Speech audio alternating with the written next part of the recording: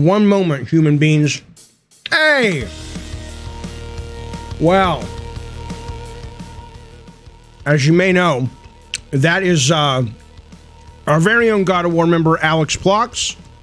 He of many albums on YouTube that you can find below in the link tree. He's got a bunch of new type of music coming out pretty soon. Check him out. This is his take on Quake Zone Rumble from the Twisted Metal 2 soundtrack. Okay, hang on. I'm just doing some gum. Hang on.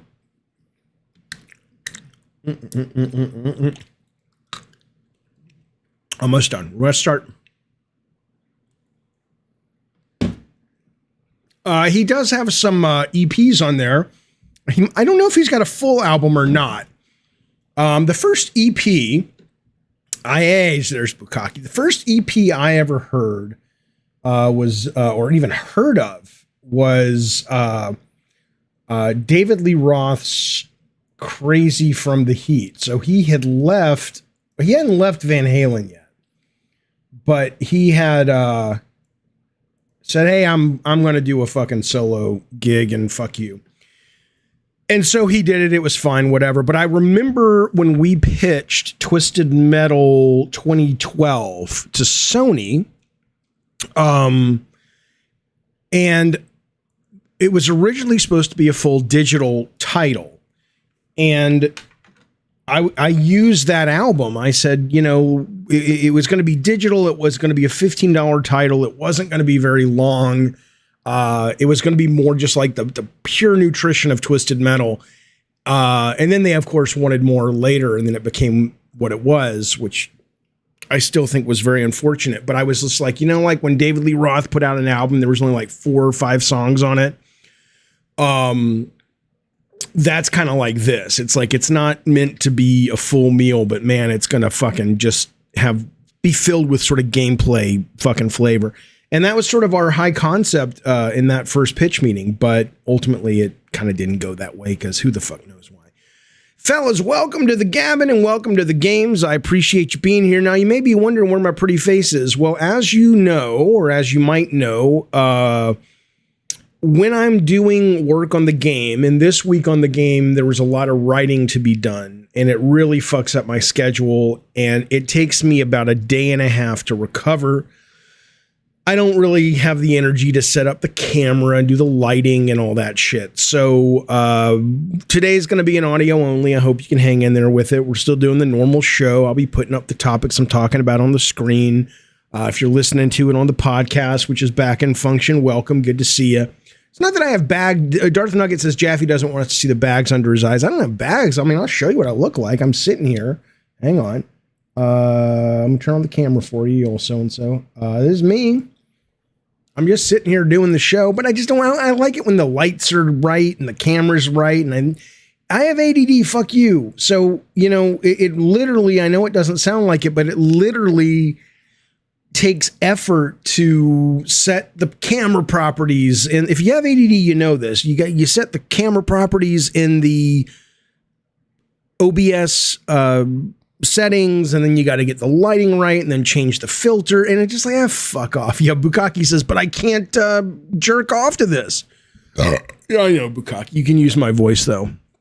It'll be great. It's like back in the day when they had those like 1-900 numbers. It's just like that. It's just like that. But anyway, welcome. Hey, there's Mutant Mo back in the battle. He was over in Ukraine fighting the Russians, but he has now decided to rejoin the Diet Soda Soldiers, and he knows we love him here, and he knows we appreciate all his support and good vibes coming towards Gabbin' and Games. Thank you, pal. I appreciate that. You know I do, buddy.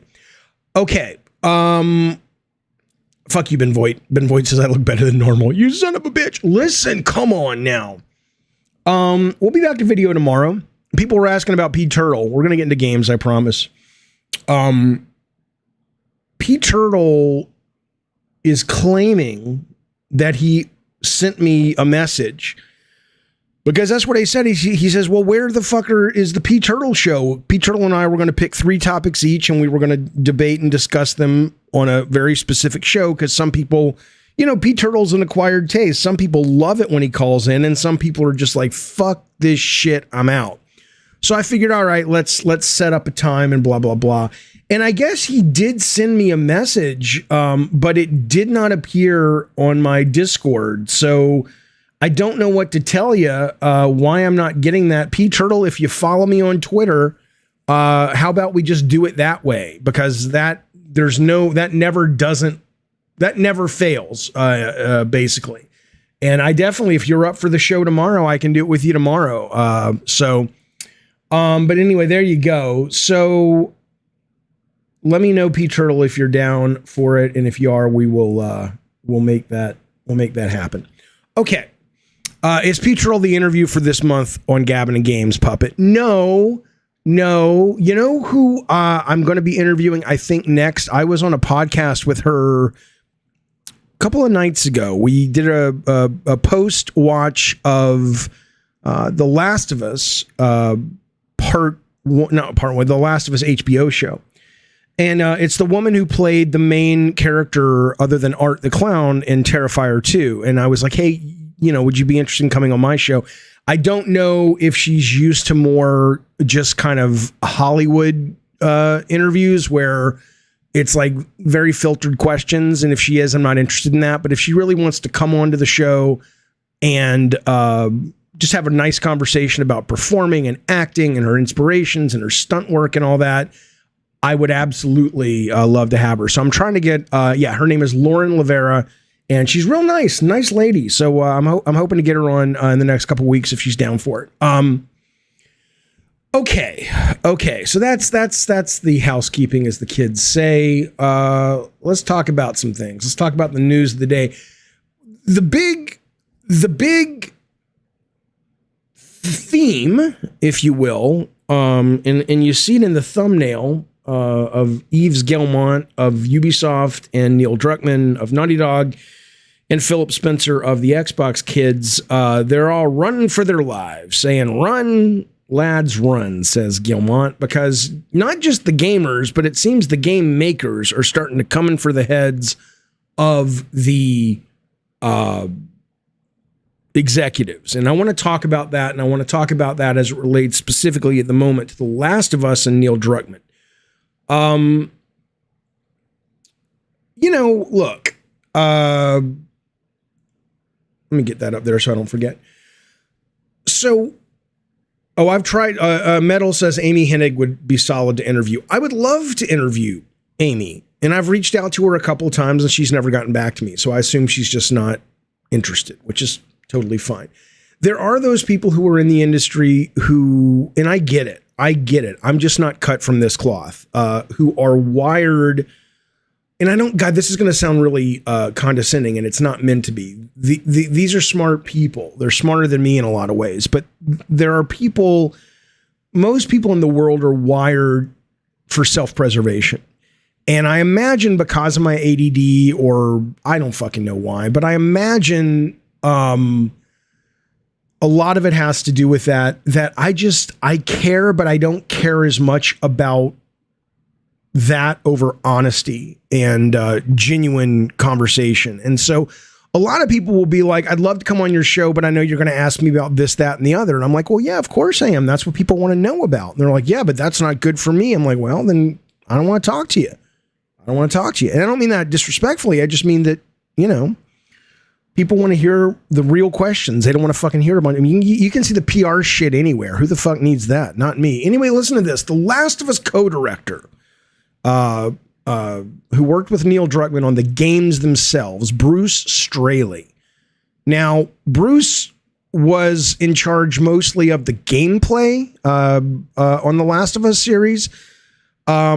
He's also now working at a studio. I think he has started a studio called Wildflower Interactive. And in an interview back in the day with the LA Times, he said his relationship with Naughty Dog is in fact strained. So I don't know how much of this is that, but he came out today and says, I'm advocating for unionizing in the game industry. Now, I've mixed thoughts on this. He says, and the impetus was he was not credited in the recent HBO adaptation, which if you haven't seen it, most people, including me, will tell you it's fucking great. I loved the first episode. I haven't seen any other episodes, but episode 1 was, to me, absolutely fantastic. My review is up on this very channel.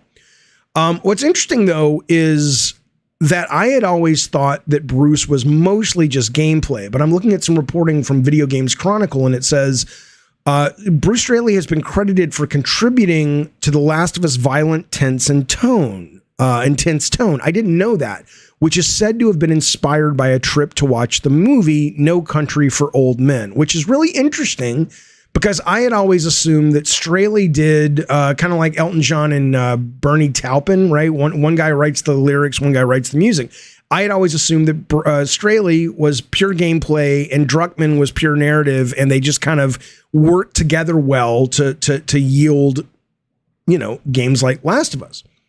But it sounds like Straley was certainly more instrumental in the tone of the franchise as well. He says that the lack of credit in the recent pilot for the HBO show made him think more about workers' rights. He says, as a quote from Straley, "It's an argument for unionization that someone who was part of the co-creation of that world and those characters is not getting credit or a nickel for the work they put into it," says Straley. "Maybe we need unions in games to protect creators." Druckmann, who is an executive producer on the show, is prominently credited in the show's opening sequence as the writer, and 7 other Naughty Dog developers are also credited at the end of the show for consultation. So I have some thoughts on this. I'm going to say it one more time, not because I appreciate the question, Joe. It's good to see you, Joe. Joe says, "Why is the screen black?" When I have a really busy week like I've had working on the game, I don't really have the energy to do all the cameras and lights and setups and shit like that. So I'll do it just audio. So if anybody else comes in and asks, if someone doesn't mind explaining that, but that's what's going on. I should probably pin it at the top, but we're already moving. So thanks, Joe. Good to see you, buddy.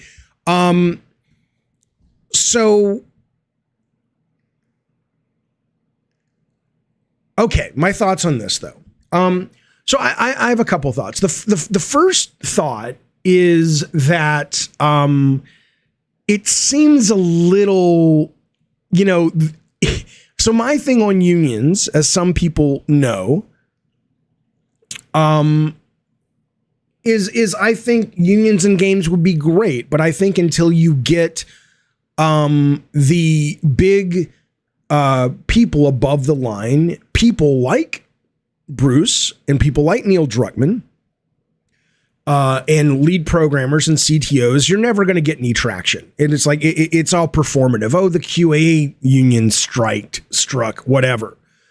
So what? They form a union, they negotiate, they'll get whatever the company wants to get them because, like we said, they're easily replaceable. Sucks to say, that's the goddamn truth. You can debate it all you want, it doesn't matter. It's hard to replace Neil Druckmann. It's hard to replace Tim Moss. It's not too hard to replace some QA people or outsource. It doesn't mean they're not good people. So anyway, though, I find it a little weird that suddenly when Straley's, dog dish is being, eaten out of by someone else, he's like, hey, maybe we should have unions. It's like, well, I mean, again, people are selfish, but that comes off as a little bit, weird to me. I don't know Bruce. I've never met him. I'm sure he's a good guy, and I don't think that he would suggest that's what he meant to come across as, and maybe he doesn't come across that way to you. But end of the day, it comes across as a little selfish to me. Like, now you want to get unions when it affects you, but not before. Ravnos, yeah, this is what people don't understand. Ravnos says, Jaffe, have you ever heard of the service union? Service industry union. It's easy to replace maids and guys and gals who clean toilets until all of them strike.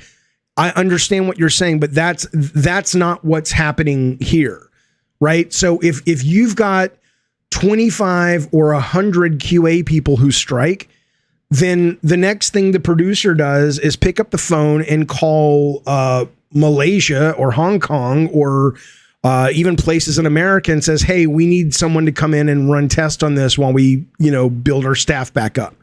And within a couple of weeks or a couple of days, even they're back up and running. I mean, it's not a roadblock. It's not a roadblock. It doesn't mean that there won't be some pain in the ass dealing with it. But when your maids and your cleaning folks strike and you run a hotel, they have the leverage. That's all I'm fucking saying. It's a different thing. It's a different thing. But anyway, regardless of that, the other thing I think on this is okay, here's what I'll tell you. I have no expectation of being credited in the Twisted Metal show, and I have no expectation of being credited and or paid in the God of War show. Would it be kind of fun? Sure. That'd be kind of fun to see my name on credits, but it's not like I'm going to get paid for it. It's not like it's going to bring me anything. But even if it would, this idea of a lot of people like, oh, creators' rights, and people are like, Jeffy, you should be getting paid. I'm like, well, first off, if they put me in the credits and they don't put Scott Campbell in the Twisted Metal credits, then I don't want to be in the fucking credits. And I don't think they would do it to slight Scott, but if they're like, well, there's only room for one. No, there's not. Fuck you. But if the answer comes back, Jeffy, there's only room for one person, then I don't give a fuck. Don't put me in there. And I'm not saying you have to put the entire team in there, but if you want to say based on the video game created by, Incog Studio and David Jaffe and not include Scott's name, I think that's pretty shitty. But I don't expect it because, my lawyer told me ages ago, and it's always stuck with me. He says in any industry, but certainly entertainment, you don't get what you deserve. You get what you can negotiate. And ultimately, if they don't need me in the credits and they got my work and I got their money and I got their insurance and I got their bonuses and I got a lot out of the relationship with Sony, which was the only thing that was ever promised. The idea now that I'm supposed to go back and go, hey, you guys are making a lot more money off this. Where's mine? It's like, you got yours. That was the deal. That was the fucking deal. So I am a fan of video game unions if there's a way to actually make them work. So far, I haven't heard of it. But short of that, I do not agree with what I'm reading here from Bruce. And even, look, Neil worked on the show, right? Neil directed one of the episodes. Neil was a co-showrunner. Neil, of course, he's in the credits. I don't know who these 7 other people are. Now, I will tell you this. That when I saw the article being fleshed out about Amazon making the God of War TV show, and I know it's going to be more of mostly all of the Norse story. I didn't expect to be credited. Again, it's nice, but who gives a shit? I don't have Hollywood envy. I don't be like, look, my name's on the TV screen. I don't give a fuck. But I did see a couple of names that are going to be getting executive producer credits. And I'm like, well, I hope they actually do something on the show. Because without them, there may not be 1 or 2 of the games, but without me, there ain't no goddamn series. And just because they still happen to work at Sony, that's a little petty. That it's like, okay, you're going to get the credit because you're still a Sony employee. What the fuck are you talking about? Now, to be fair, the last thing I'll say on this is Neil Druckmann doesn't work for Sony anymore, from what I understand. He has a contract like Mark Cerny does. So he has his own representation, his own agent. He is probably seeing if there's profit, and however they calculate that, he will probably see money off the Last of Us TV show, unless Corey has the same kind of deal, which I don't think he does. I think he is still a Sony employee. I don't imagine, it's possible, but I don't imagine he will be able to collect money, or if he will, it will be a separate negotiation, separate from his actual Sony video game contract with Santa Monica. So, I think with Neil, it makes more sense because, whatever reason, he had the ability to negotiate a deal that let him still be a VP of Naughty Dog, but not be a Sony employee. And, he was able to negotiate all this shit. What about Bruce Straley, says Eddie T. He was the heart and soul of The Last of Us. What about him? who cares? I don't mean that emotionally. If you're talking emotionally, yeah, it kind of sucks. But you know, he directed it, and I'm assuming, I mean, if he was the heart and soul, I assume he got paid from Sony, and that was the deal. Luca, who isn't actually a director himself, says he didn't direct the show. Yes, he did. He directed the second episode. If a movie franchise changes a director for a sequel, the director of the previous one is not credited. Sure, but he did direct the show. If you're talking about Neil, if you're talking about Bruce, no, he absolutely did not. He absolutely did not. And he didn't write it either. Okay. Eric says Neil Druckmann doesn't work for Sony. What do you mean he isn't the VP of Naughty Dog? What I mean is he does have a contract with Sony, from my understanding, but he is not a Sony employee that collects a Sony paycheck that says, you know, here's your work ID number and we'll pay your taxes, and not pay your taxes, but we'll put money in your 401k and we'll make sure that we take out these taxes and all that stuff. No, my understanding is he does not have that kind of work relationship. I mean, the work is the same, I think, but you know, the actual employment relationship is different. Let me get this super chat up here from our good friend Downfall Media. He says, oh, you guys got to hear this quick story. It relates to Sony. I'm not trying to beat up on Sony, but this is ridiculous. So Downfall Media, he says, thanks for the retweet today, Jeff. He seems to be getting some traction. You're the man. Well, I appreciate that. But here's what happened. This was nuts. So he ordered and purchased the God of War Ragnarok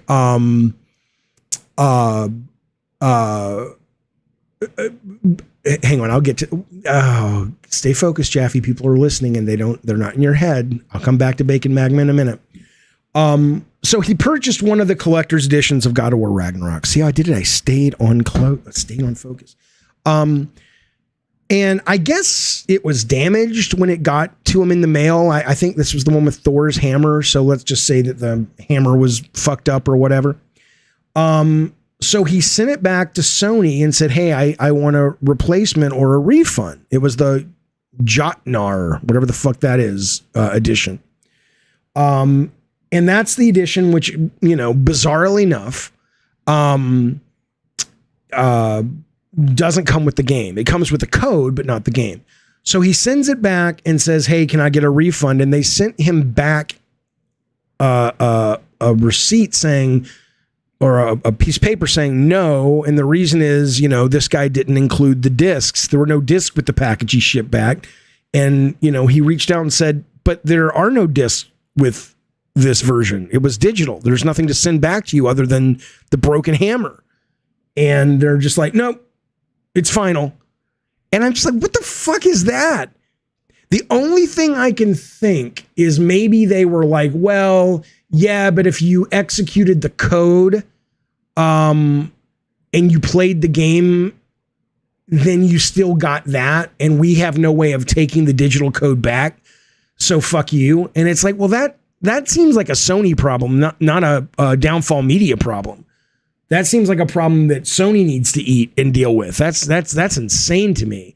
So I tweeted about it. Some other people tweeted about it. I hope that I hope he gets some relief from that, because it's bullshit. Screenplay says, damaged again. What the heck is going on with these damn PlayStation Collector's Editions? What the heck is going on? Have you seen the goddamn things? When they unveiled the hammer, I made fun of it on a live stream because it looked like a piece of shit. It looked like a dog's chew toy. And I don't buy these editions and stuff, so I don't really care. But I'm not a moron. I can walk around Comic-Con and lose my shit when I see the Sideshow collectible display. I know what beautiful statues look like. I know what good enough statues look like. I'm not hating on it because of that. I'm hating on it because it looked like something you'd get down at the goddamn Petco. And so the idea that someone's going to expect quality, come on now. I don't get it. Yeah, Bacon says the Ragnarok collector's editions are horrible. 2018 collector's editions were much better. Yeah, I don't know. I haven't seen them. I don't remember the 2018 ones. Listen to this now. Bacon, speaking of Bacon, is saying, well, hey, man, I don't believe you about the Neil Druckmann employment thing. Well, I don't care.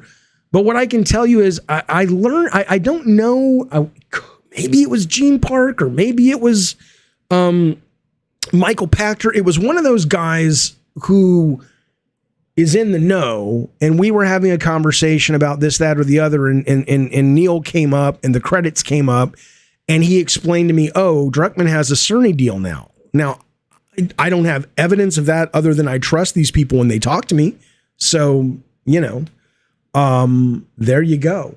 So, all right. So, but anyway, that's the Druckmann story, right? Well, or that's the Straley story. Now I want to talk about Microsoft, because I have been saying this. It was Dustin from Last Media Standing. There you go. Okay. And I trust Dustin, who said this. So listen to this. We all know, sadly, about the Microsoft layoffs. I mean, it's general. I mean, it happens, man. I don't understand sometimes. I mean, the fact that there are younger generations today that actually are still believing this lie that companies and corporations are going to be loyal to their employees. I thought that had gotten weeded out with Gen X. The fact that people are like, but the executives are still there. Why don't they lay off those people? It's like, because that's what they do. How are you surprised at this point? But regardless, they laid off 10,000 people yesterday. We know that. So it's really sad. Hopefully a lot of these, well, not even hopefully. The story goes that a lot of them were laid off. And here's how it works, by the way. I have to imagine it's the same at Microsoft as Sony, especially given how liberal Washington state is. But what ends up happening a lot of times is there are people you want to get rid of because they're not working so good for you. They're just not a good fit. And if you're a small, scrappy startup, it's still a risk, but you can fire people pretty easy. We only fired one person at Bartlett Jones, and it was still a good firing in that we parted on good terms and everybody understood why it wasn't working out. But regardless, though, if you're a big corporation and you just fire even an individual, and that individual is able to convince a jury that they did not have enough time to correct, they weren't given enough information about their performance not being acceptable, blah, blah, blah. You're into lawsuit country, and certainly in liberal places, courtrooms, you end up having a much better chance if it goes to trial if you're the individual and not the big Goliath in the David and Goliath comparison, which is the corporation, right? So a lot of times what happens is these companies will wait for a layoff situation, and they'll lump a lot of those people in because the reporting suggests that a large number of these people were already sort of targeted for, they called them underperforming employees. Managers were asked to identify employees for exits who would otherwise be put on performance coaching, which can sometimes take 6 months to a year before you can actually document enough to say, fuck it, let's get rid of this person, right? So these guys laid off 10,000 people. Some of them, a lot of them were underperforming. Some of them weren't. Regardless, that happened. It sucks. I'm sorry that it happened.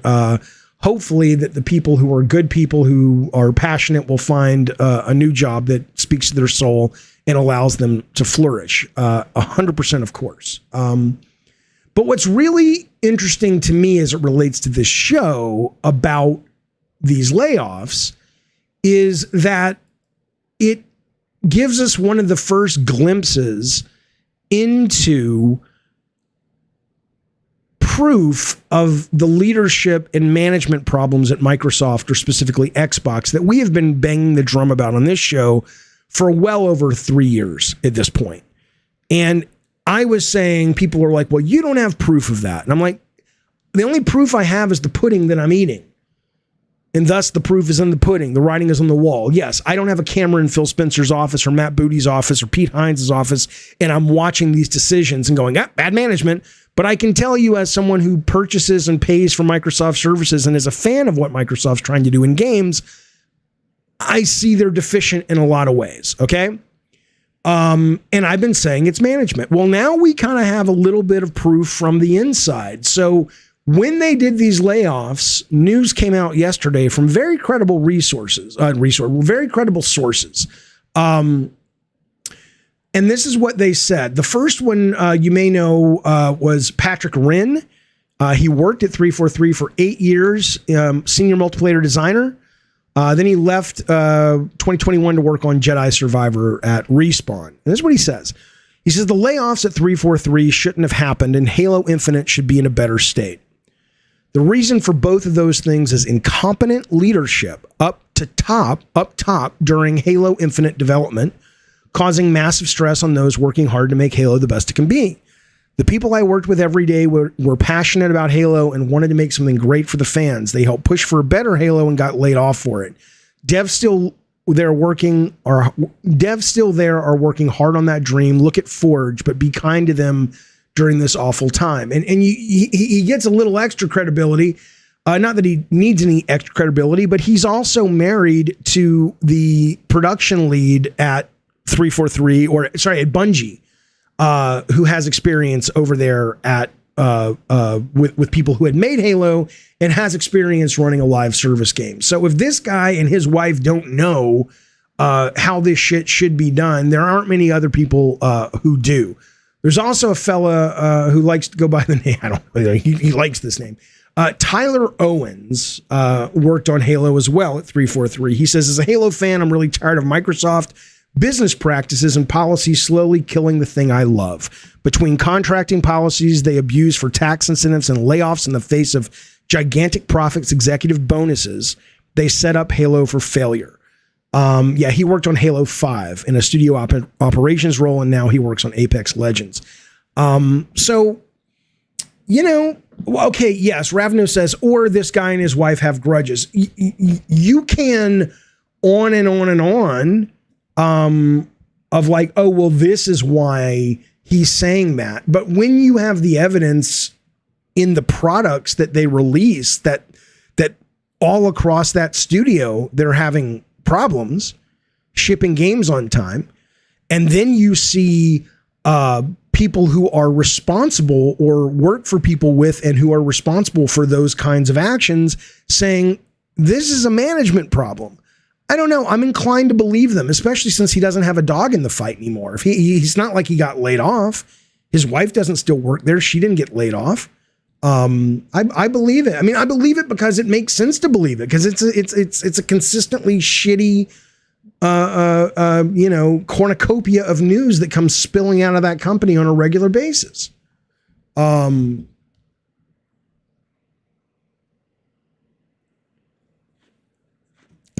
Halo, says Instant Messenger Sama, as a property is almost dead at this point. I agree. I absolutely agree. I loved Halo Infinite multiplayer. I loved Halo Infinite single player. Finished it. You guys know me. I rarely finish these fucking games, but I finished that one because I enjoyed it so much. But I was, even at the time it launched, I'm like, Halo isn't what it used to be. I remember walking into a Blockbuster back in the early 2000s or whenever it was, and at Blockbuster, they were demarcating the PlayStation rental section, the Xbox, and the Nintendo rental section. And they used, I want to say maybe they used Crash for PlayStation at the time, or I don't know who they used. It wasn't Kratos. He wasn't around yet. It wasn't Sweet Tooth.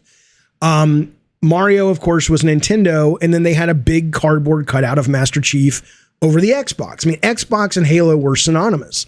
And I remember when the new one came out, I was just like, that's just not there anymore. Today's, and I remember there was a movie called, I think it was called A Boy's Life. Do you remember this movie that was nominated for an Oscar Best Picture from Linklater about 10 years ago? And they literally followed a kid from his boyhood up until he was like 21, and they shot footage like every couple of years. And I remember when they were shooting it and they had a section of it in his boyhood, and the kid, it was like in the early 90s or mid 90s, and him and his buddy were in his room playing split screen Halo. And it's such a wonderful time capsule of that moment when Halo really was the big dog on the playground. And it was like, yeah, that's not Halo anymore. So yeah, I mean, I certainly do not think that Halo has much of a cultural cachet at all anymore, but it certainly did. Certainly did. Okay, the movie was called Boyhood. I enjoyed it. I thought it was great. Mike Warner, thank you for the super chat, buddy. He says, Jeffy, where's my Black Wukong pudding face? Black Wukong pudding face. Did I do that for Black Wukong? Didn't they just say that's coming out now in 2024? You'll get it, you fucking weirdo. You'll get it, Mike Warner. You're not getting it today, though. My skin is very sensitive. I can't be putting pudding on my face every day, even for your very generous and appreciated super chat, sir. Let's talk about PlayStation VR 2. I'm telling you, I'm not going to get it yet. I'm going to wait. I know you can just see a soda can. I'm going to wait. Because I'm not going to get fooled again. And I'm a fan of VR. But I'm going to wait and make sure these games are genuinely compelling after the sexy tech wears off, right? But all the news coming out about people who play with PSVR 2 from the very beginning, when our very own Max Ankar was like, dude, I'm working on it. I'm working on a game for it, which is, I think is a launch game, which is in here. He's like, it's fucking awesome. From that to today, everybody who plays says it's the bee's knees. It's good bee people. And I'm like, well, okay, maybe it is, but I'm going to wait. So today, Sony confirmed all the launch games. There's 13 titles. I thought they have more, but here's what they got coming out on launch day. I'm not going to read them all to you. I'll just point out some of the, let me point out some of the ones that I think are worth pointing out as it relates to sort of the concept we're talking about. I think if you go to the PlayStation blog, this is where they're pulling their story from. I like the PlayStation blog. Oh, fuck you, Orion. VR equals, no, it doesn't. VR is amazing. But so far, it's been gimmicky. But it's an amazing piece of tech if they can ever pull their heads out of their ass and figure out what to make for it. So if you look at a lot of these games, and I guess these are not the first, these are some first party. Most of what you see here are things that are already available on Oculus Quest 2. And which is not to say, it's devaluing PlayStation 2. I'm just saying that there's very little on here that I go, oh my God, Sony finally with their new technology figured out how to make VR video games into really something special that feels like it's worth playing in VR and it's not just a fun little gimmick and after a couple of weeks it's collecting dust, right? So you've got like Job Simulator, Cities VR, Creed Rise to Glory, Moss, NFL Pro era. I mean, Tetris, which is like Rez, in which Star Wars Tales from Galaxy's Edge. Oh God, no more of their fucking Star Wars and Darth Vader shit. It's terrible. It's just pistol whips on there. So I'm not saying there aren't going to be some standouts. Of course there are. RE Village could, Horizon maybe. I don't know. I'm just saying that because when I look at this is enough to actually dampen any impulse purchase I was about to make. Like, I'm like, yeah, this is cool, but I've been here before. This is when I go to the MetaQuest webpage and look for new games. It's all the same goddamn thing.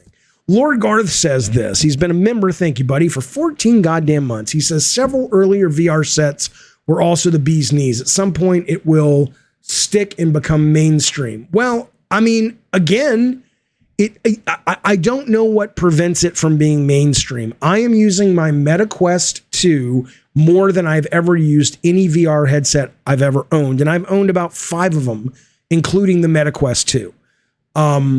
So I will tell you that as the barrier of entry gets less, and as they get into hand tracking and this, that, and the other, I do find that it's nice to be able to just pick it up and be in VR for certain experiences. But even with that, it really doesn't have enough compelling software yet. And it may never be able, unless it's just a pair of glasses and it's so easy that you're like, okay, it's kind of worth it now. But the fact that I still have to plug in my MetaQuest, that I still have to get batteries from, every little thing with VR hurts it. Every little thing is a barrier of entry. And I don't know. As much as I see people raving over PSVR 2, I'm a little hesitant to pull the trigger. Sir Nick says, and this is kind of a cliche, but it's true. He says porn sells, so Sony should allow rated A games on VR. Well, I don't know what the policy is. I don't know if porn sells or not when it comes to VR. I know most people always use the argument, which seems pretty valid, that most disruptive new technology that catches on usually starts because it has porn involved. The VCR, the internet, of course. People were like, oh, Blu-ray, you can switch angles. I'm like, bitch, I'm too busy to be switching angles right now. But I don't want to direct a movie. But that said, though, I don't know if people are going to be able to watch. Like, can you go into PSVR 1 and go to the browser and go to a porn site? I get that they're not going to do any games that are AO, but are those blocked on PlayStation? I can't imagine that they are. Screenplay says rated A games don't bring in sales. Well, no, that's right. If you make it as a game, it won't, but certainly on the web it will. Ravno says most of what is on this list is old or just VR tech demo garbage, like nifty to show a friend, but nothing you would want to own and play. Right. I mean, that's my take on it. So we'll see, but I do love all the great words coming out about it. I do love all the great words that are coming out about it. Yeah, I don't want to talk about, I'm bored of talking about business shit. Let's just say that let me hit Ubisoft real quick as it relates to creative stuff, which I'm interested in. I mean, whatever. I mean, at some point people are going to have to go, gee, you mean Ubisoft doesn't really care about me? No, not really. They don't. And people are upset about it, blah, blah, blah. What do you need me for? Who cares? But they did cancel a bunch of games, including Project Q. This is what I am interested in. The fact that a couple of these bits of news about Ubisoft in the last couple of weeks are really weirdly disconnected from the sense of gamers' desires. And it's weird because you think in a company like Ubisoft, they're really big on tracking data and shit. But so Project Q was revealed about 8 months ago. It was leaked. It wasn't revealed. And this was canceled. But it's a battle royale game that pretty much fucking looks like Fortnite. It's got the art style most people fucking hate that are, it's just the same shit, right? So the fact that they greenlit this fucking thing to begin with is staggeringly weird to me that anybody thought this looks like this is art designed by committee that's maybe coming to the party about 2 years too late, right? So that's number one. That's fucking number one. It's like what the fuck am I looking at, right? But then they come out and they say we were surprised that Mario plus Rabbids Sparks of Hope has underperformed. I'm like, really? You're surprised that, in essence, a turn-based strategy game underperformed that wasn't a Switch launch title? Again, I want to play this game. I love strategy games, and I hear this game is awesome. But the idea that you were expecting more out of a game like that would be like, I don't know if you guys remember, Nintendo put out a game, first-party 3DS game, which I loved. I fucking 100%ed this fucking game, it was really weird. It was a first party game that was like Abraham Lincoln and Paul Bunyan and all these like sort of legends of myth from different parts of the world. And they were fighting robots. It was the strangest fucking thing, but it was great. It was like Project Steam, Eddie says. Yeah, Project Steam was great. Well, of course it underperformed. No one's buying that. I am a little surprised that Just Dance 2023, which is usually a dependable hit, did not do so well. So this is a little tone deaf too. Then you have to have seen this news. The next Assassin's Creed is smaller because past games got way too big. This from like last week, the week before. And so as hardcore game fans, yeah, we've always been complaining, or we've been complaining lately the last 5-8 years. It's like, God, these things are just too big. There's slogs to get through, enough. And so on one hand, you'd say, well, this is great. They're listening to the fans. But then you go, yeah, but the last Assassin's Creed main title was Valhalla, which is the highest earning Assassin's Creed game to date. It is done, what did they say? It's done, I want to say like it's like over $1 billion in profit, I believe is what they said. And that's not counting the separate story expansions. So I'm like, wait a minute. You guys are making most of your money ever on the biggest, most bloated Assassin's Creed. And yet you go back and say, oh, they're getting too big. Gamers and fans told us they didn't like it. But you just sold the most to people buying the most bloated game. And then you're acting surprised that Mario's strategy doesn't sell.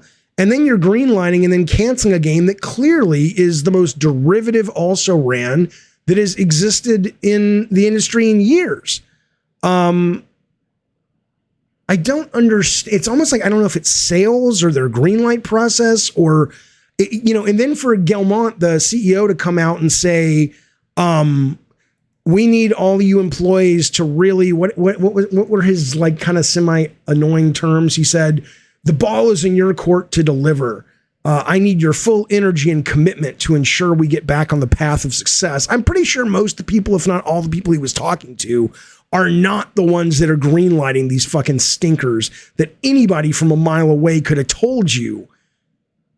I think they need to go after their marketing and their greenlight divisions over there, not the people fucking making the fucking games. And speaking of, they also said we're delaying Skull and Bones. Which is fine, as long as you got to make it better, who gives a shit? But I tried to watch this the other day. This was the gameplay stream, and it was just all about, deep diving with the game narrative director into the game. And I hung with it for about 20 minutes and I couldn't watch anymore because it was like, I mean, if what you're looking at on your screen right now, and if you're not watching, it's literally just dudes on a pirate ship, and he's moving the pirate ship almost like in Death Stranding, where you're just kind of walking somewhere. There's a lot of just moving the ship around, not doing much of anything. Now, I'm not saying it's not going to be a great game, but this is 90% of what they showed was literally just going from A to B. And I'm like, I've heard a rumor that says they can't cancel it because of the tax breaks they got to make it, working out of Thailand, or I don't know where they're making this game. But I don't know. I'm just saying that this is pretty fucking weird that I don't know. I mean, how many chances are they going to get to try to sell people on this game? I literally could not sit. I mean, I have ADD, okay, but anybody in the chat, you let me know. But I could not sit through more than 15, 20 minutes of this goddamn thing. Typical says AC Black Flag without the fast travel. I thought, Singapore, there you go. I thought Black Flag is the best goddamn Assassin's Creed ever made. I love that game. Ravno says, Jaffe, that is what the game is. Also, people love Sea of cartoonish mad graphics. Well, yeah, but Sea of Thieves, if what you're talking about, that's a genuinely compelling game, I understand. This doesn't seem compelling. I've watched trailers of Sea of Thieves where you're doing all kinds of cool shit. But the fuck are you doing in this game? Doug says Black Flag ship combat management was awesome, but taking away the on land and boarding other ships, blah. Even Sid Meier's Pirates had more to offer. I love Pirates too. So yeah, this is sadly Skull and Bones has no adventuring off the ship. Well, it kind of does, right? It's really weird. So they're like, okay, well, and maybe that's what they were trying to push back on. I don't know. Who agreed to this? Who was sitting in the Greenlight meeting and they go, we're not going to have any exploring the island. What? And then they go, okay, well, talk to me about what you're doing instead. It better be really fucking compelling. And if it is, they certainly haven't shown it. But in this particular video, they're like, oh, you can get off the ship and go into what are basically hubs. And they're like, oh, you can, they're like, our narrative is told through like journal pages you can find. I'm like, wow, that's great. Again, the game may be great. It's clear when you hear them talk about it, there was clearly a lot of research, a lot of passion about the age of pirates that went into this, a lot of really nice detail. I mean, there's clearly people on this game that are passionate about this content, but I don't know if that's going to come through in a compelling interactive experience. Bacon Magma says, Jaffe, you're telling me Skull and Bones action is only on the ship. I believe that is accurate. There are things like you see on your screen where you can walk around and talk to other real players, or you can collect lore, or you can do some trading. but it's basically a hub. Is from what I understand from watching what I've watched of this. So I don't fucking get it. I don't fucking get it. Ease Gelmont. Man, you step up your game. Fuck you. How about you fucking decide to get some people who know how to greenlight some shit that's worth playing, you fucking asshole, you French fuck. I got nothing against the French people, but, you know, he is French. I have nothing to say to that. I just, because his name is Yves Gelmont. It's a funny name. Fuck you. Tell me what to do. You're not my dad. You're not my dad. You're not my God. You're not my boss. Anybody ever wonder what happened to that guy? I mean, I wonder. Somebody said he had a heart attack. What was the guy? Short bagel guy. Remember this guy? We're going to get back to games, I promise. But remember this? Oh, he did. He had a heart attack. Remember this guy? He rants at the lady. Look at this guy. You know this guy. Right? And look, he's real short, and he's like, oh, the women don't pay attention to me. Here, let's listen to him. Then we'll get back to games. I love this guy. In general, I've said it on dating sites. You think I'm making that shit up? Everywhere I go, I get the same smirk. Died? Shut your mouth. You're not God or my father or my boss. Dude, you want to step outside? You want to step outside? Huh? I'm not scared of you, pal. I know. You shut up, too. Just like, go ahead and attack me, big. Oh my God. Right? I mean, I get it to some extent, right? I mean, I'm not a tall guy at all. I'm 5'6". I've never had a problem being 5'6". Never bothered me in my life. But Eddie T, you're such a dick. So I can barely see him in the video. We need a magnifying glass. Come on now. Look. All I'm saying is that I have ADD, and that was called a tangent that we just went on, folks. I hope you enjoyed it as much as I did. Let's move on. This idea, as it relates to video games, is awesome. This is one of those, why didn't I think of it? Now, you guys know that Pressure Wash or Power Wash Simulator has been a big hit. I played it even before it was in beta. I played it really fucking when it was early as fuck. And I loved it. And it's gone on to be a hit on Game Pass and on Steam and whatnot. And you know, it's where you basically take a water pressure and you aim it at, you know, Ferris wheels and houses, and it's very compelling and it's very relaxing and it's very zen. Well, they announced today they have the Tomb Raider license. And you just get to go through Lara Croft Mansion. And if you're watching, you see it on the screen right now. And you just get to pressure wash Croft Mansion. No, you don't get to pressure wash Laura, I don't think. But it's such a clever idea. I'm like, oh, that's cool. And I think I read on the Twitter today that if you have Game Pass, you don't have to buy it. It's not paid DLC. It just kind of comes with your already version on Game Pass. But I think this is really cool. I would love to see more of this if this goes well for them. I would love to see certainly like a Dead Space Power Wash to see what the ship looked like when it was pristine, or the base, or whatever the fuck it is. I would love to see what else would be a really good one.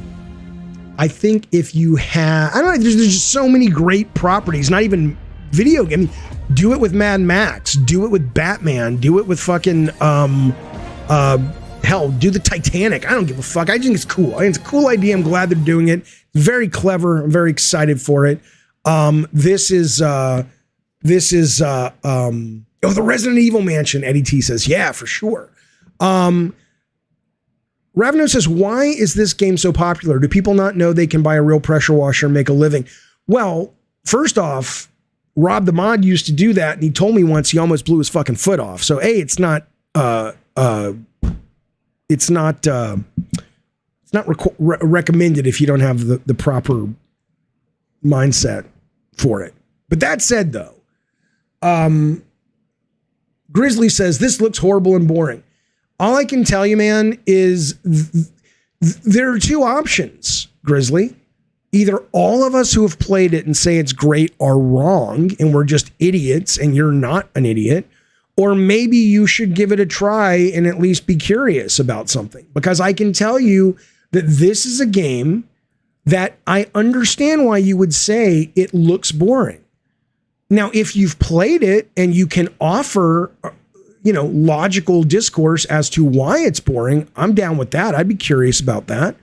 But this game is it is the most relaxing, satisfying, just chill experience, one of the most that I've ever had in a video game.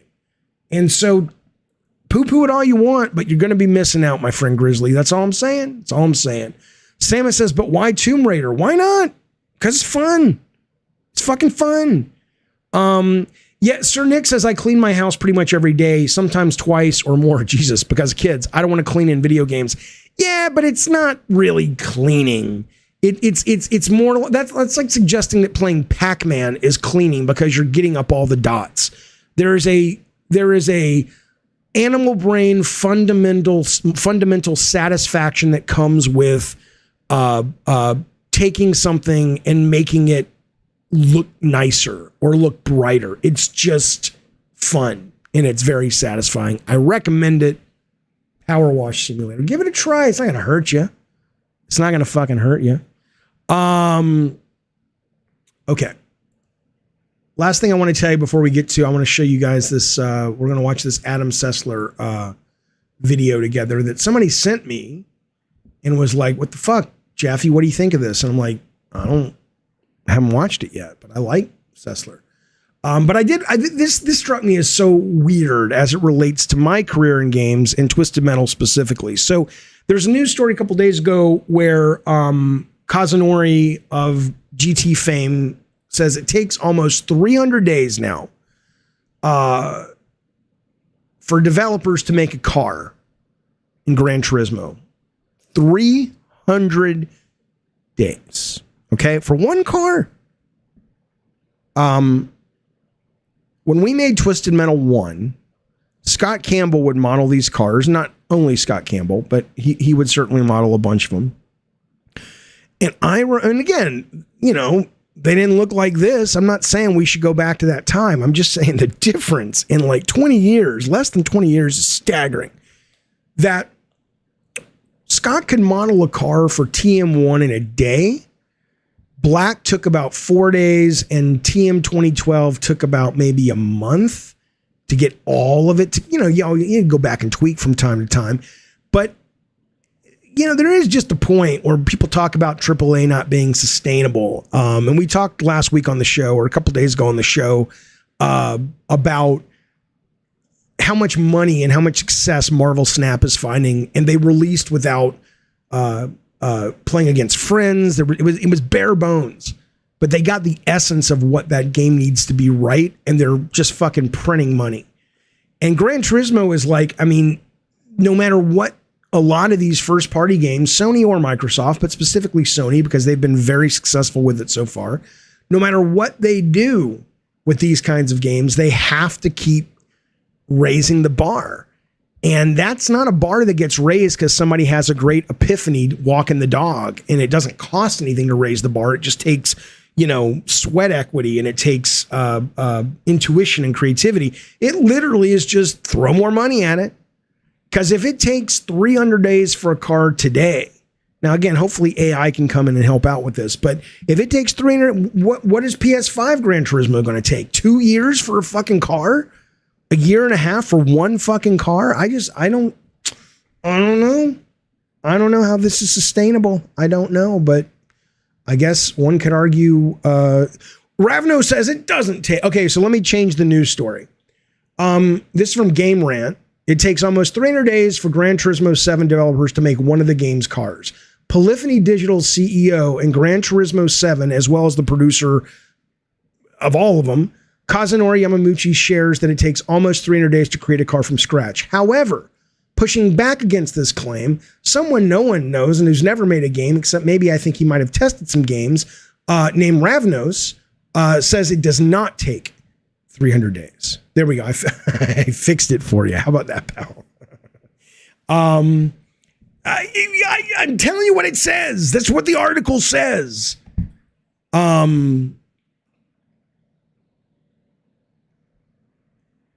I love that you guys are like, I really don't see how.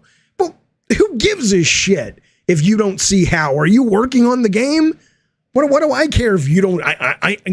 Who cares?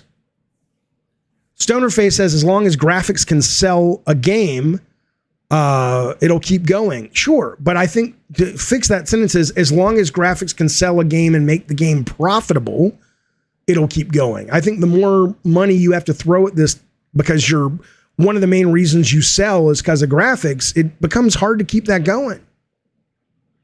Yeah, it's a cumulative 300 days of dev time. I'm not suggesting that it goes from, May, or it goes from January to October. I'm saying that if you take all the people and you add their collective work, it's 300 man days is what it means. It doesn't mean 300 days of the entire company working on one car. Okay. But AI, I want to show you this before we get to the Sessler video. I've been wanting to talk on this show about, I've been wanting to talk on this show about this great article over on, where did I see this article? There's nothing wrong. Thrill says there's nothing wrong with pushing your craft visually. Of course, there's nothing wrong with it. But if you have to pay for it, and it has to be financially sustainable, it's not that anything's wrong with it, but it's going to be a challenge. Games Radar came out with an article a couple days ago, 8 video game trends to look out for in 2023. And I've been wanting to talk about it for a while, but I'm going to push that off because I want to get to the Sessler video and watch this. But so before we get to that, though, I did want to show you this. I was just, so I did this. I'm going to turn on my camera for this. You need a camera for this. I did the write-up document, or at least the first draft of the write-up document for this game, this horror game that me and Movie Games are working on. And we've got some changes to make to it. It's not finished yet. We've gotten some Gabbin and Game members giving us feedback, which I very much appreciate. If I haven't gotten your feedback yet, please try to get it to me soon, because we're going to start rewriting over the weekend based on feedback. And so if you want to contribute, let me know. I'm not hiding behind a black screen, you fuck. I don't want to light it. Shut up. Okay, wait a minute. Max Ankar, who makes games and makes high-end AAA games, 300 days to model a car. I call bullshit, says Max. By the way, with laser scanners and all, it's a very long time. Okay, well, Maxwell, how are you saying that Kazunori's lying? Or not Kazunori? Yeah, Kazunori's lying. He says, let me read you the exact sentence, and you tell me if once he gives you the details. He says this: Gran Turismo broke a sales milestone. Yamamuchi. He says, here's what he says. He says, Polyphony. He asks fans to understand. He admits that there's a gap between what fans want versus what he imagines, meaning that even if he were aware of fan expectations, which he is, there's no guarantee fan favorites will arrive in future content for Gran Turismo 7. Although GT recently broke sales milestones, Yamamuchi could potentially be referring to what the staff of Polyphony Digital can reasonably do, since they have 200 people working there.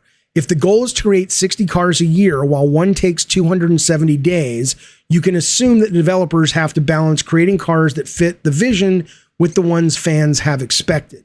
So if you're suggesting that, is he just lying?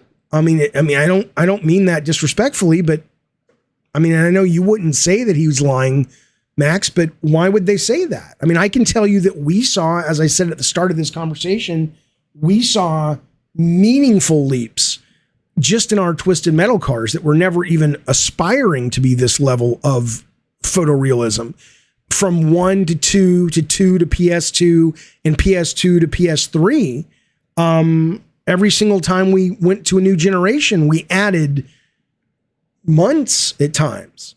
So I'm wondering about that.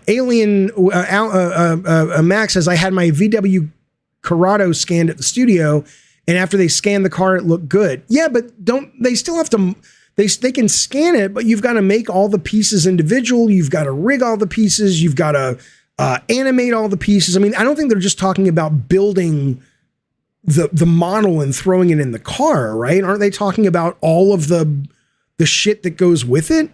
You know, it's not, yeah, I know you could just scan something and drop it in. I mean, hell, I can't, you know, do technical work to save my life. I can't even get the sound on the stream working, and I can do that. And then you've also got to get it from, what he's saying is from start to finish. Sure. Yeah, I know. I think I thought that was clear. Yeah. Because then you've got to get it all working where it's like, okay, I want this car to be able to add these parts and pieces. And what if, you know, we got to figure out if this car is using the right rig to do that, all that shit, man. But yeah, okay. I think we're all in the same boat. Here's the main boat we're in. Shit, it's getting longer and longer, and how long can they keep at it before it's like, fuck, it's not sustainable. That's the main boat we're in. But I want to show you this, though, before we get to the Sessler thing. Hang on. Oh my God, people are so sensitive about being blocked, especially Darth Nugget. Darth Nugget says, what the heck? I don't see Max Ankar's chats anymore. This must mean he has me blocked. No, he's on the chat under Alien Vertex right now. Right? Relax. Relax, people. Relax. I know you were helicopter parented, but just relax. No, I'm not going to leave you alone. Okay, listen. I want to talk about this. So, anyway, I'm doing the design doc for this game. And I got to tell you guys, and I don't mean to make Chat GPT is not Game Pass for Jaffe for 2023. Okay. It's not that. And I'm not going to just, I know you know what it does and you've heard, but I get it. I just want to talk to my fellow, ADD sufferers and geniuses. And I also want to talk, and maybe you too, even if you don't have ADD. But I did this as an example because I am a big, I'm really good at certain narrative aspects of writing, and I'm really good at compelling hooks and high concepts and all this kind of shit. But the detail work of writing it down once I have it in my head, it's not that it's hard. What's hard for me to do is focus on that boring work, because once I've figured it out in my head, I'm done. And then it just feels like, oh, now I got to communicate it in a way that people, right? I hate it. Well, I had so much success expressing my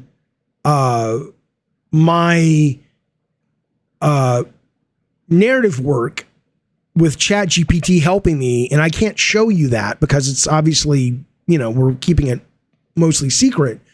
So I wanted to just show you what I wrote to give you an example of this. This is amazing. Okay. So I was like, okay, what if I knew the God of War story? It's one paragraph. I'm not going to bore you. But what if I knew the God of War story, but I'm like, I don't want to make it all nice and shit. I just kind of want to, here's the idea. Can someone else do all the heavy lifting of the writing? Okay. So this is what I wrote. Verbatim. The story is about a man who did some terrible, mysterious thing back in the past. It's set in ancient Greece during the time of the myths.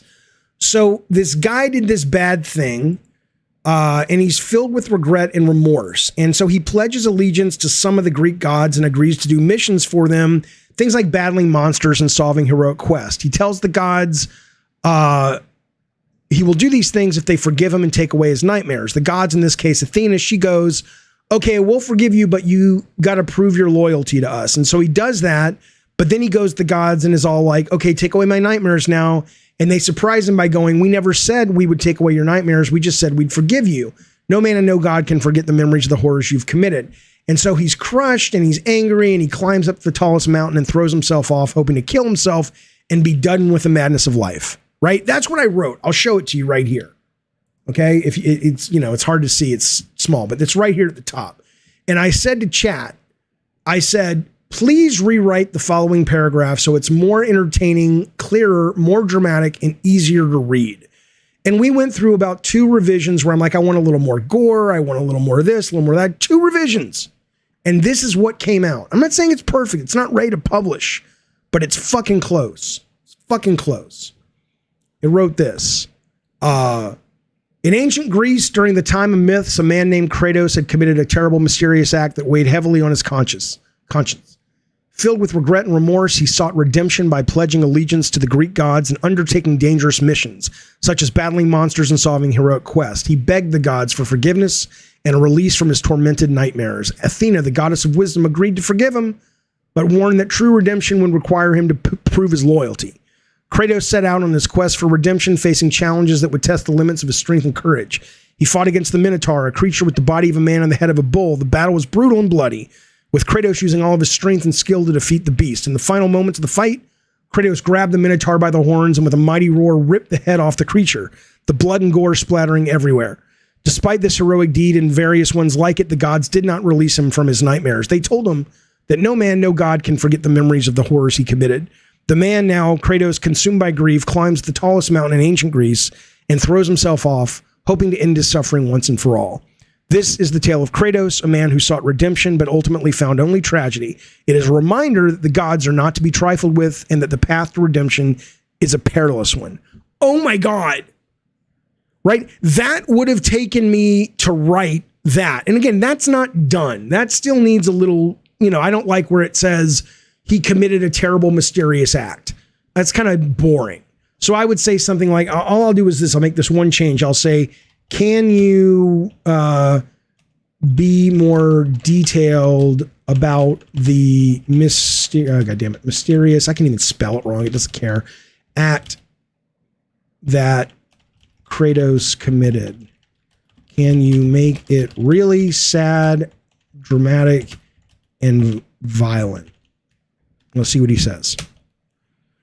God damn it, I have to sometimes when you're away from it for a while, but I'm going to show you this. Let me refresh it. Sometimes when you're away from it a while, it logs you out. And then you have to go back into, okay, let's see if it'll do it now. Here we go.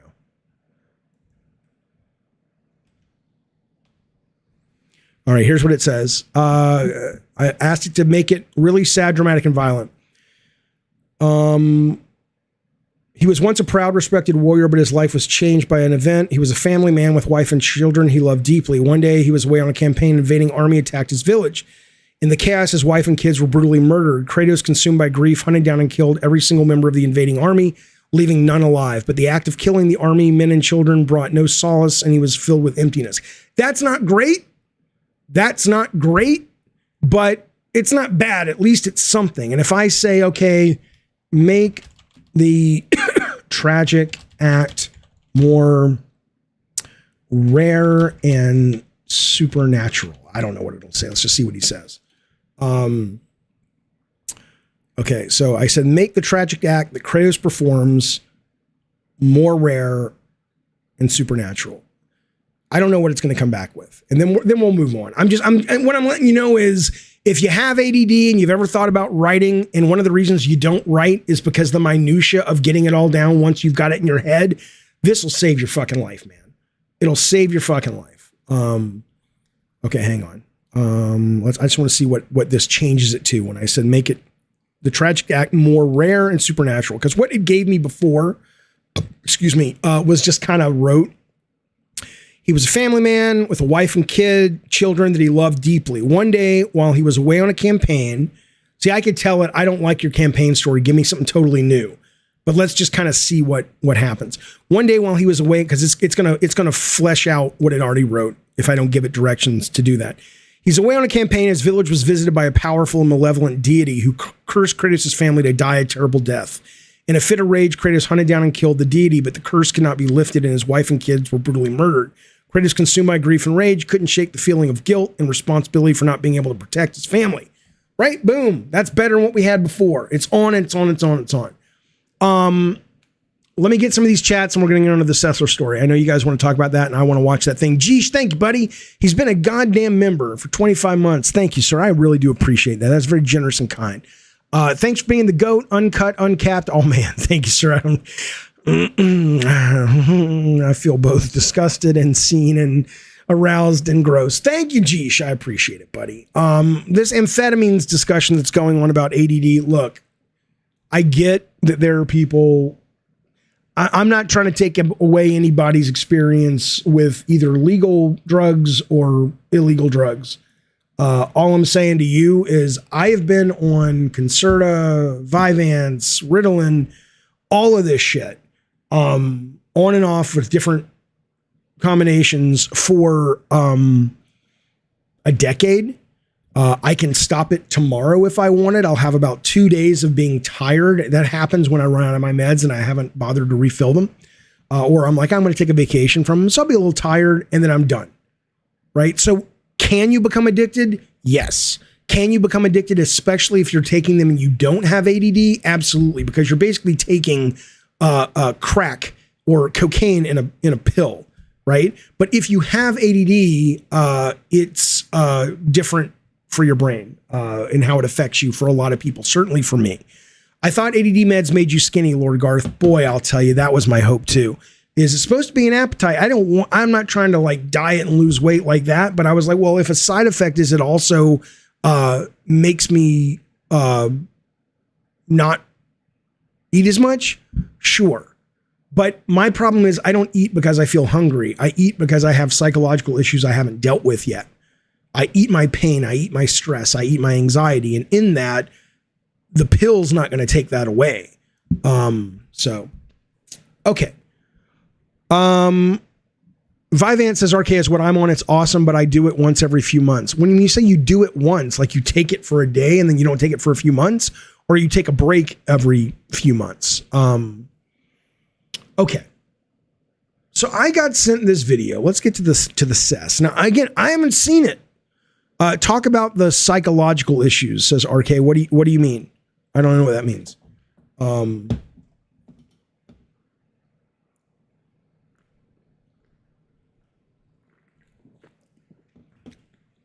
Yeah, Prince Green says, I eat a lot of comfort food for stress. I think most do. I mean, I don't know how much of it is only being raised in the South where food is, but I think food's a comfort everywhere. And, you know, and if I may get off into the weeds for a moment, here, I'll show you. Sessler's all queued up. I'm not gonna keep, blue balling y'all. But if I may jump in the weeds very, very briefly,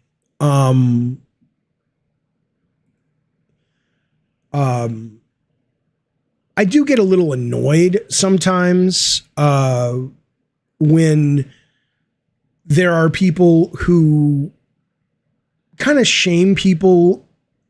It's like everybody deals with their stress in certain ways, and everybody's got vices, and everybody's got things that they would like to improve to be their best version of themselves. But I get so annoyed especially because when you're an overweight person or you're a fat person like I am,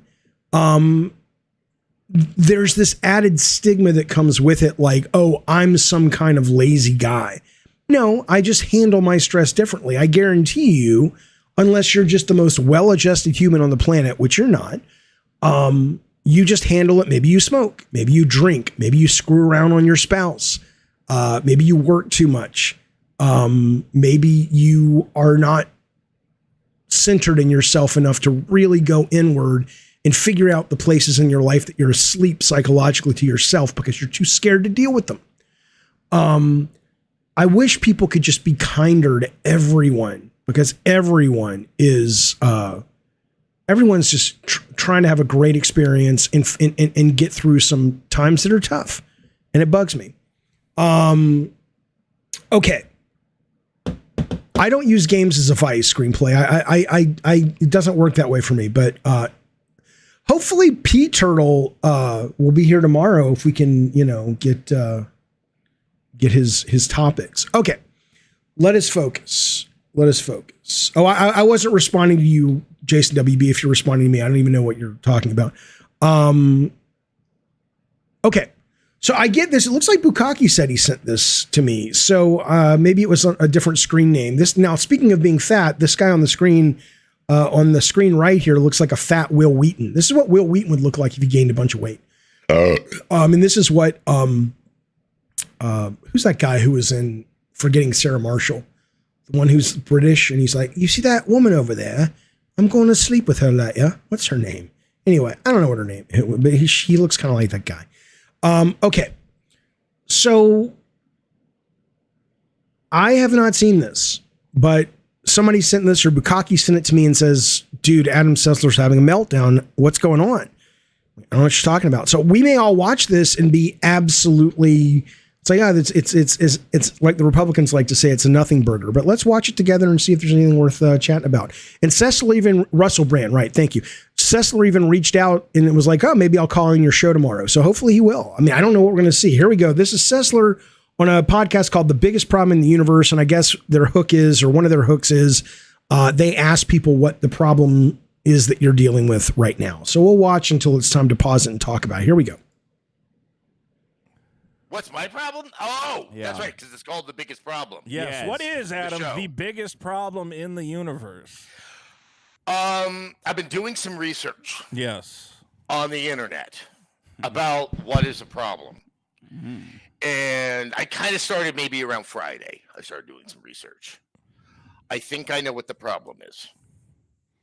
It's me. Oh my! Oh yeah. No, you're gonna win. I he gave am the show. biggest problem in the universe.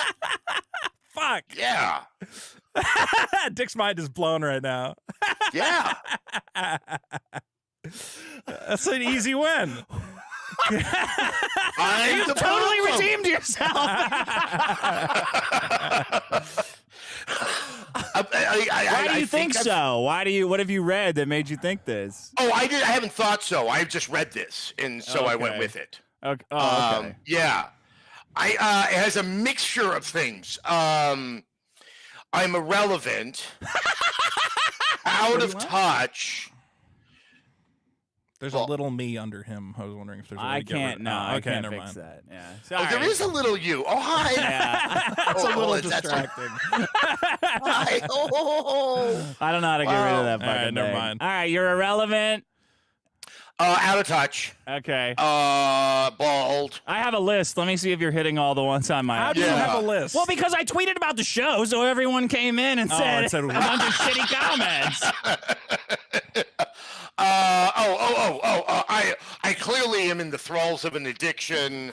I'm mentally unstable. You destroyed G4. I mean, we know that. Oh, yeah, that's right.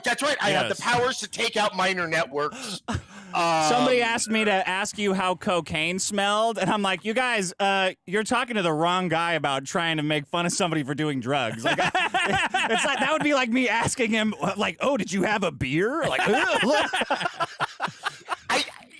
You're actually hitting on something that I think is kind of funny because like these kids love to throw this like, oh, you're an addict, in my face. It's like you were a television personality in California in the early 2000s.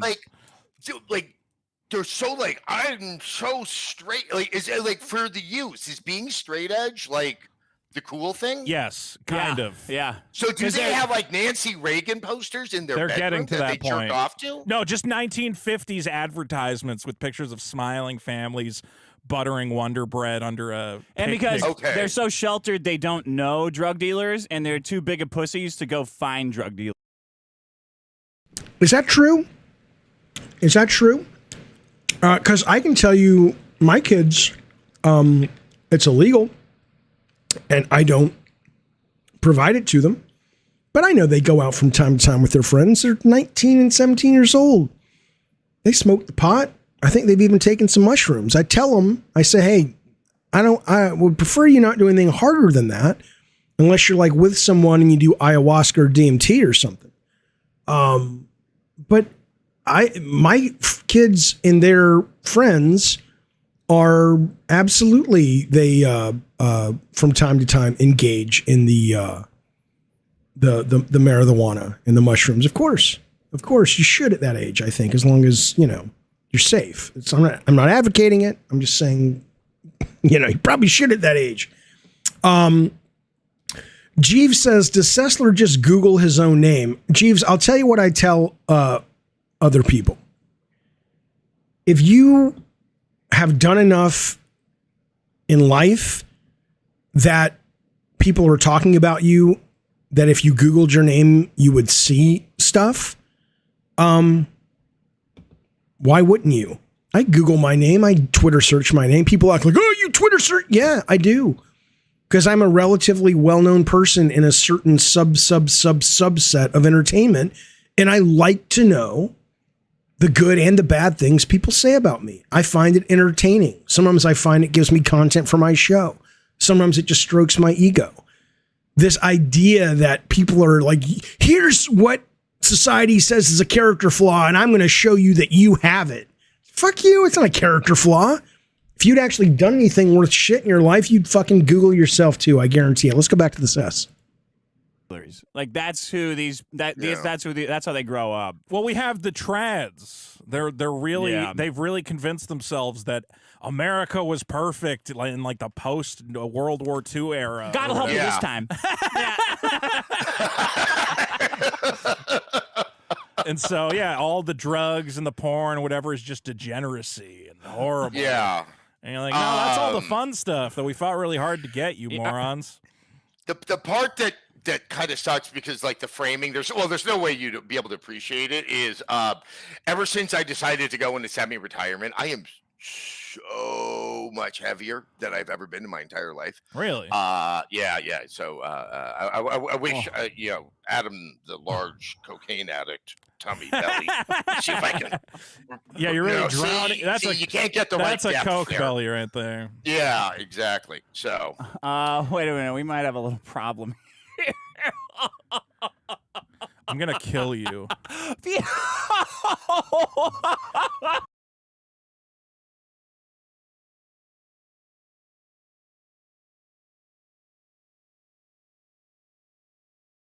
If we went live with the right time, because right now we're talking about. Oh my God, where's the meat? I should have watched this. I'm sorry. When G4 became G4, we were still a little bit ahead of the curve. We're able to do what YouTube would eventually do. That's when we really started to realize, wow, the more we insult and be hateful, the more our viewership seems to go up. I think that we were vanguards. So like, you think you contributed to it? You think when G4? God, yeah. Yeah. Oh, gotcha. Did you notice when you like shit on a game, like you would get more attention and more press or something like that? Oh, when I would shit on shit, I would get more attention. Yeah. I mean, yeah. Well, like one of the most successful things that we could do back on X-Play was do viewer mail and read the hateful things that people were sending to us, and then we would make fun of them. We're going to do that at the end of the show, by the way. Please super chat your comments right now. I mean, I know this just from the old days of comedy. It's like the heckler wants the attention. Yeah. And it's like, I love people like Don Rickles. Oh, that's cool to hear, Jacob Martin. Thank you, buddy. Being insulted in that particular. Oh, Don Rickles is awesome. And so we did it. People loved it because everyone thinks they're not that viewer. Yeah, it's like you create that entire dynamic where everyone thinks, oh, I'm the other. So that's why so many people. That's what I find so amazing is that as I'm insulting gamers, how many people are willingly taking the mantle of gamer. It's like I mean, it's like I've been doing this a long time, and I always think that like the time they invest and the money they pay is like they're paying to hate you. Like some of them, they're paying to level outrageous criticism. Like they're watching in order to criticize, and I do that to a lot of stuff. Like I'll watch a movie that I know I'm gonna hate just so I can hate it afterwards. There's a lot of people, and I think that's a legitimate way to consume media. I mean, look, at the end of the day, a view is a view is a view is a view. Yeah, it's like, I mean, there is a point where in order to keep ratings going, if I needed to bleed myself a little.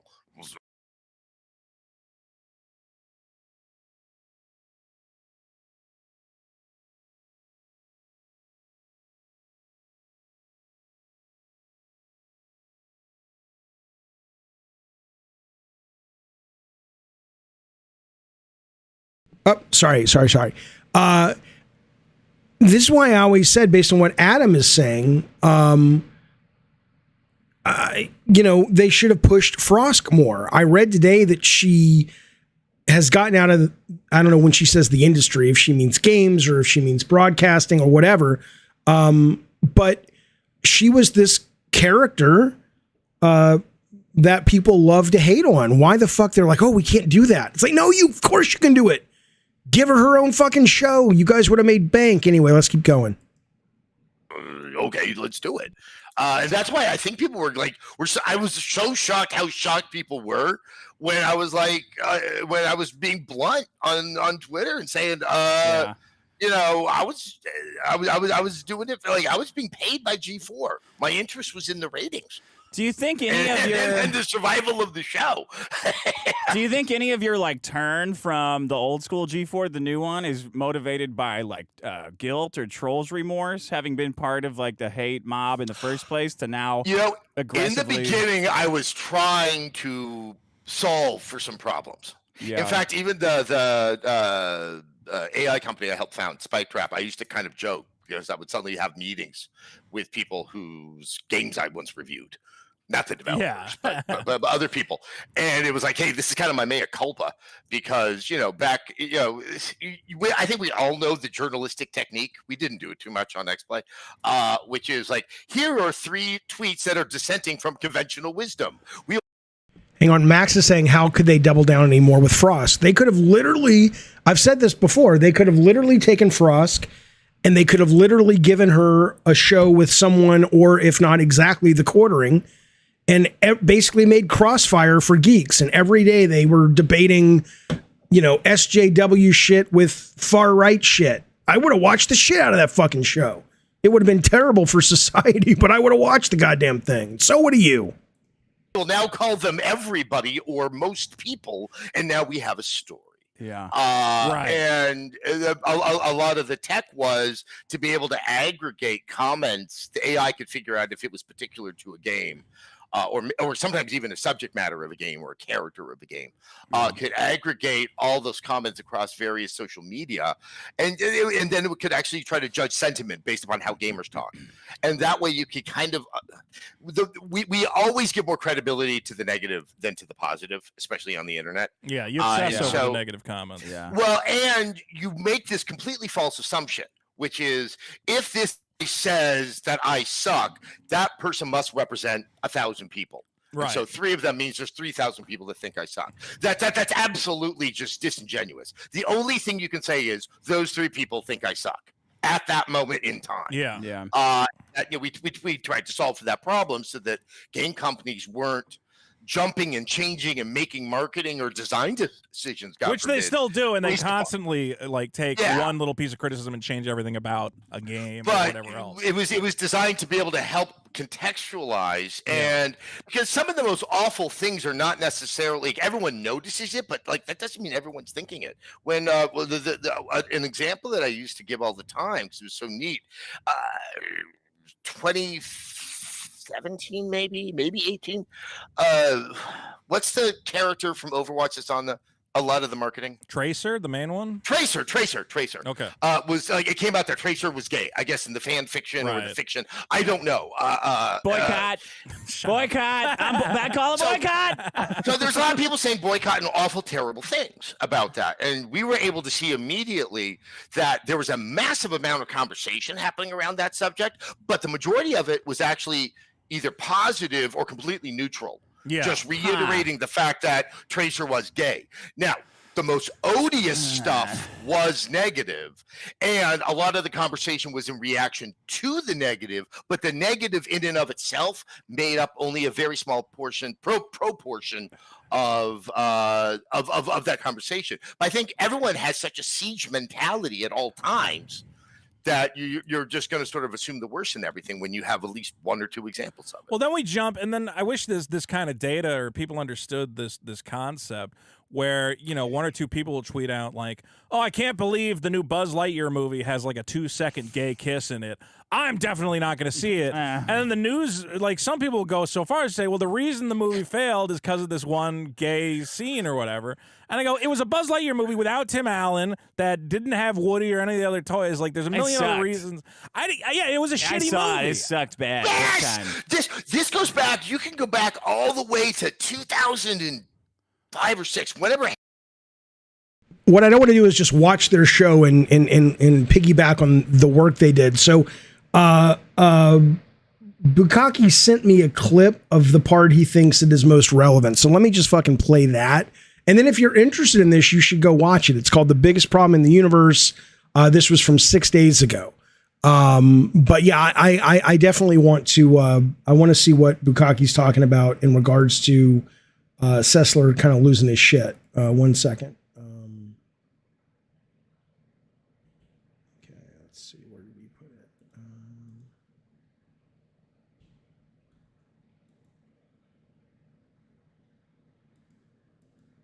Why can't I open that clip?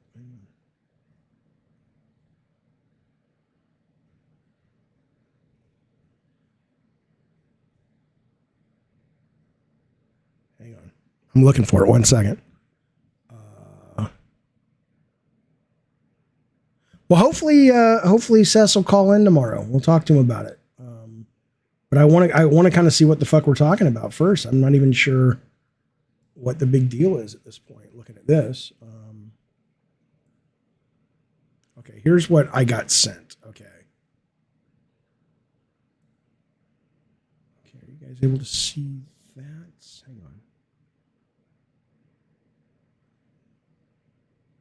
Getting it set up. Hang on. Well, it's not a timestamp; it's a clip. So, and I gotta bring it up.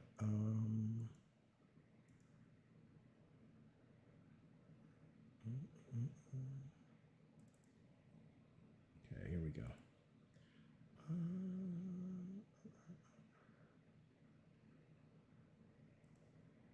I think that's it. Okay. Maybe. Hope so. Okay, here we go.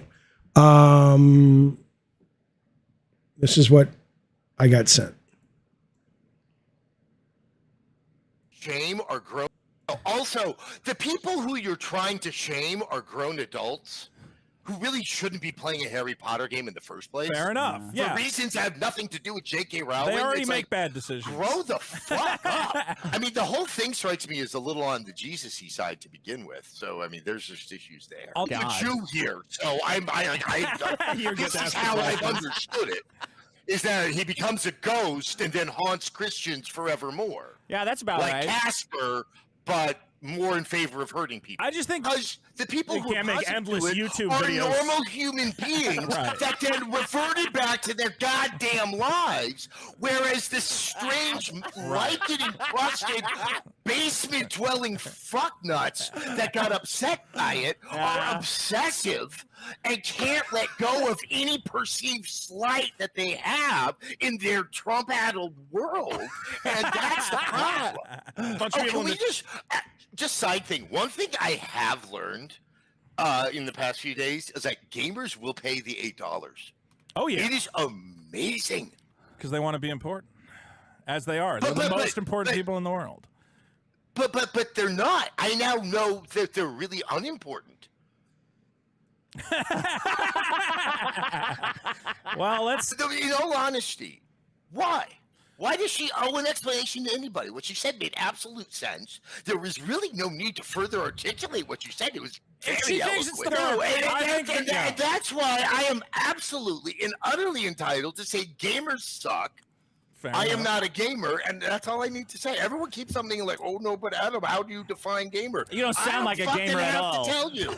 I don't have to tell you how I define gamer. Adam is They not a need to- gamer. They can folks. define a role-playing game to me. What is it? Were you formerly a gamer? Were you No. ever a game? Never were a No, gamer. I was a person who played games and reviewed them. And you I don't even know what a gamer is. Well, that's There's G4 and there's the much larger organization that's over it. Yeah. But they're not. I now know that they're really unimportant.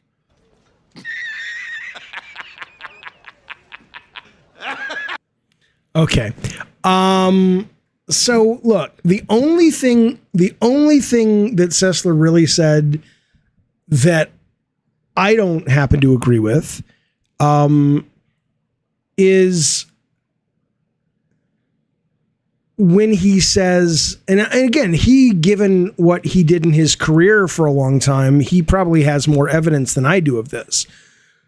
But when he says, when he starts saying all these people on about the Harry Potter game, are this kind of person, but only a couple of minutes earlier in the show, he was saying that a lot of times it's one or two people that don't really reflect the majority of that subgroup. Hang on. Yeah.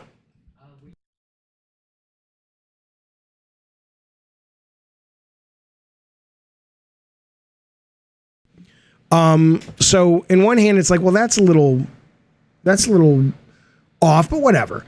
The other thing is I don't agree with the Rowling thing to the point that I've decided that I'm not going to be buying the game, but I don't care if people buy the game. It's none of my fucking business. I just choose not to. But overall though, I don't think he's wrong. I mean, I saw somebody on the internet the other day. I think I saved it, but I don't want to go looking for it right now, where this guy was coming at this woman on Twitter about all these girls who play cell games and Stardew Valley and all this. Like, you're not a real fucking gamer and all this stuff. And I was just like going, it's like, first off, who cares? Like, does anybody who officially, is identified as a gamer, do you guys get a tax break? I don't understand the value of it. What do I care if somebody sees me or someone sees someone else as a gamer? I agree with Adam. I'm a guy who plays games. I don't give a fuck what you want to call me. I don't give a fuck. And the fact that there are people who actually do tells you all you need to know about those people. It's like, wow, man, you may as well be defending the actions of Star-Lord in the latest issue of Guardians of the Galaxy. You're defending a made-up fictional concept that is absolutely irrelevant to anybody for the most part. So there's stuff Adam's saying I agree with. I mean, and again, and I don't agree with you guys that Sessler, I think most of what Sessler says, I mean, I'll tell you what, let's do it this way. Of course, Stardew's a great game. Maybe it's because a lot of these people grew up with such authority figures in their lives that they feel like they have to have a pat on the head. Where it's like, Jeff, you can't have an opinion or you can't review a game unless you finish it. Go fuck yourself. I can do whatever the fuck I want. I'm going to stick my cock in your mom's butt tonight, and then afterwards I'm going to go play Elden Ring and not finish it and review it. Go fuck yourself. Do whatever the fuck I want to do. But maybe they really feel like they need that validation. And my generation, certainly me, I don't fucking need any of that validation. But so I agree with a lot of what Sessler is saying. I think a lot of these people, or a number of these people that are very vocal, are just on the internet are annoying fucking idiots. I mean, that's the fucking truth. Not all of them, but the ones that are vocal, that rise above the crowd with their vitriol. Brett McWilliams, thank you, buddy. He's been a member for 5 months. He says, I'll tell a friend if they ask why I'm not buying it. Other than that, make your own decision and don't virtue signal. I'm even over that, though, Brett. Somebody accused me the other day because something happened. I forget what it was, and I know what it was. It was on Twitter. Hogwarts Legacy was trending. And so it just popped in my mind. I said, oh, well, since it's trending, I made a tweet about, I've decided I'm not going to buy it, right? And someone's like, that's just your ego. You're virtue signaling. And I'm like, okay, sure. I'm not going to buy it. And if you're saying that it makes me feel good to share that I'm not a shit human, and that I value treating people well over playing a specific video game, if that's virtue signaling, cool. I'll take that. I don't mind. When did it become some kind of bad thing to want to have your ego feel good? It's like, why can't I do both? Why can't I send a signal out to a bunch of people that are in a marginalized and heavily put upon community that I care very much about? And at the same, so they know there are other people out there in the fight with them. And at the same time, hey, I feel better about myself. This idea that you should be shamed for virtue signaling. I'm not ashamed of having virtue and letting people know about it. I'm not ashamed of Googling my own name. All this stuff that a lot of these people have been trained to feel bad about is bizarre to me. It's almost like, and I hate to make everything about capitalism, but it's about having your balls in a vice. It's about having somebody, the man, controlling you.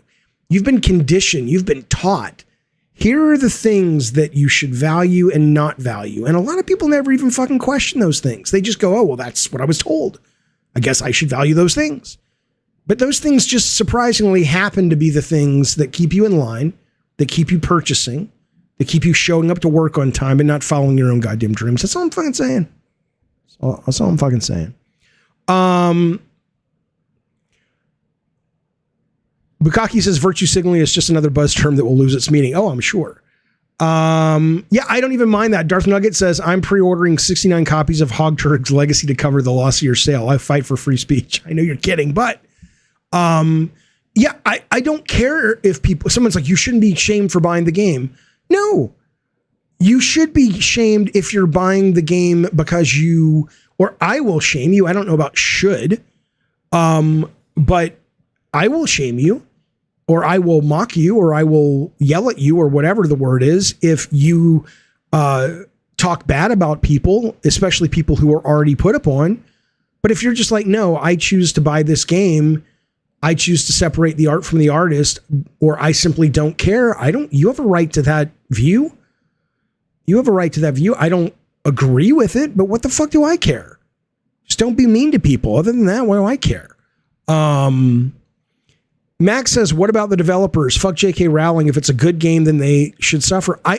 Again, what I will say to that, Max, is what I said to somebody the other night, which is, and I wasn't being sarcastic, which is, yes, does it suck that the team in Utah, and they're not going to, because the thing's the number one seller on Steam, but whatever.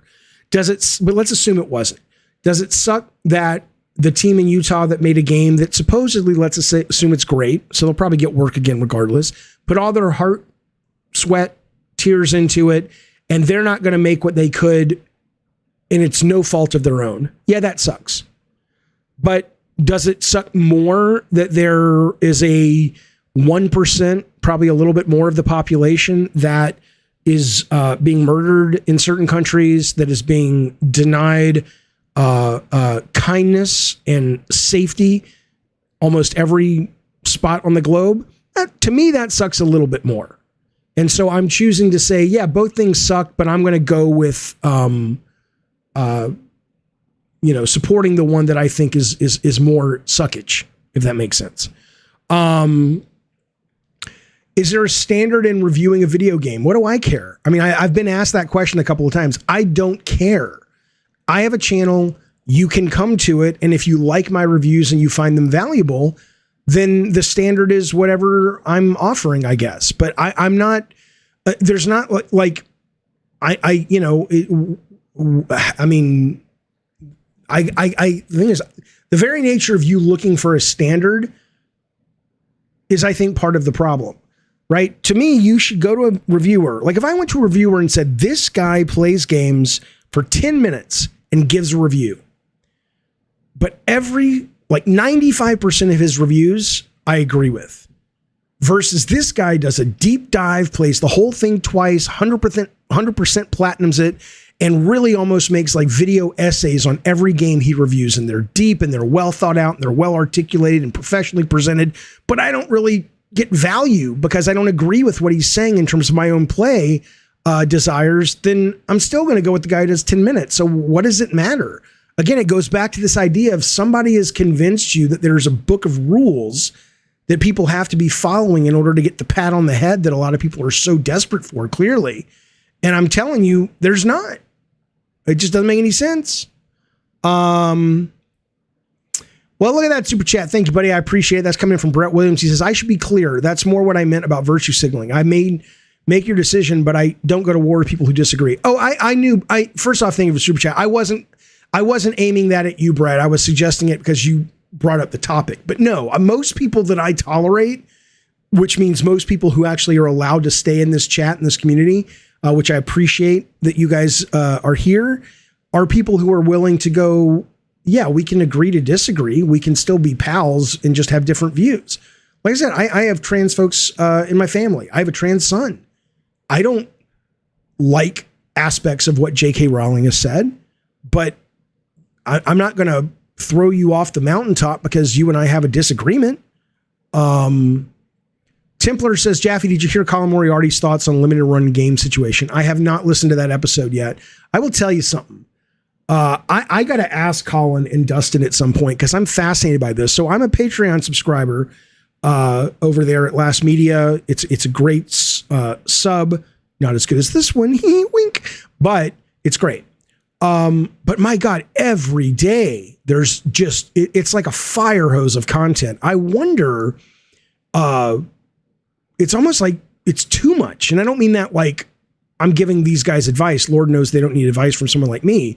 But I wonder about almost like the diminishing returns of like, you know, I can't listen to Last Media all the time. Like I want to listen to 2 or 3 shows a week, and then I've got other things I want to listen to, even though they're different shows. So anyway, it's something to think about. But no, I did not know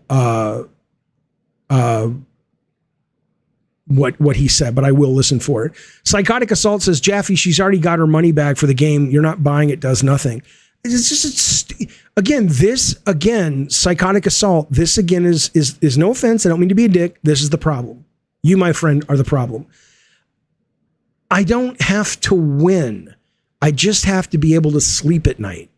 Okay. I'm not trying to hurt her.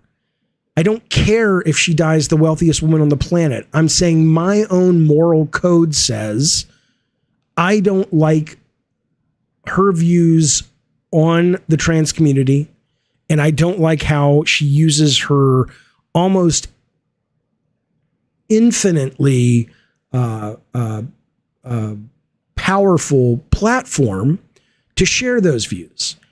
And so I choose to sleep at night by not giving them my money. Do I think Chick-fil-A, who's terrible to the LGBT community, at least the owners of it are, the creators of it are, do I think me not buying their food is going to bankrupt them? No. But I couldn't look my brother or my children in the eye. They have more than one eye. They don't share one eye. Remember Clash of the Titans when it doesn't matter. The point is I couldn't look my kids and my family and people I care about in their eyes and be all honest if I knew I was giving money to a cause that directly hurts them. I don't care if they go bankrupt. I don't care if she has her bag of money. It does something for me. Try it sometimes. Probably make you feel good. Do I support EA removing the CPR touchdown? Sure, I don't care. I mean, yeah. I mean, I don't care. I understand why they did it. It was a kind thing to do. I think obviously it is, it's not as effective as basically going, are we part of a culture that is getting a lot of people hurt by perpetuating the drama and the glamour of the culture? That's certainly worth having a conversation about. But I certainly think their heart was in the right place. It didn't really affect me one way or another. Okay. I don't think Ravno says, I'm not buying it. I think it's a Harry Potter game, but do people think she's going to suffer from boycotting it? I don't know. I don't care. It's not why I'm not doing it.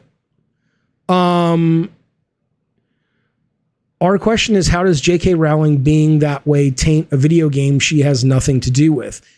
Because she has everything to do with it.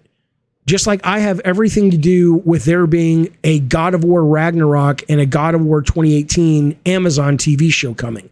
Am I working on it? No. Am I getting paid from it? No. Rowling is getting paid.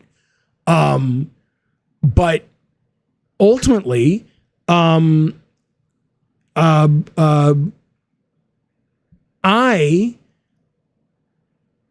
without me having done what I did, that series wouldn't be existing, okay? Without Rowling doing what she did, this game wouldn't exist, right? So she has everything to do with the game existing. I don't want to give her any of my money, okay? That's the deal. It feels dirty to me because she'll be making a quarter off every dollar or whatever. I'm not a fan of that. Ultra Awesome says, then you should follow the title of your video and boycott Nintendo. Come on now, this is childish. I don't agree with that.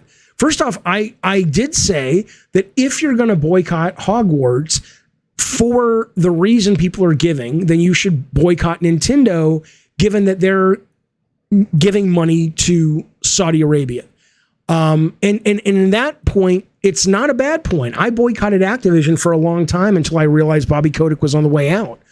But you know what? That ultra awesome. It's a great point.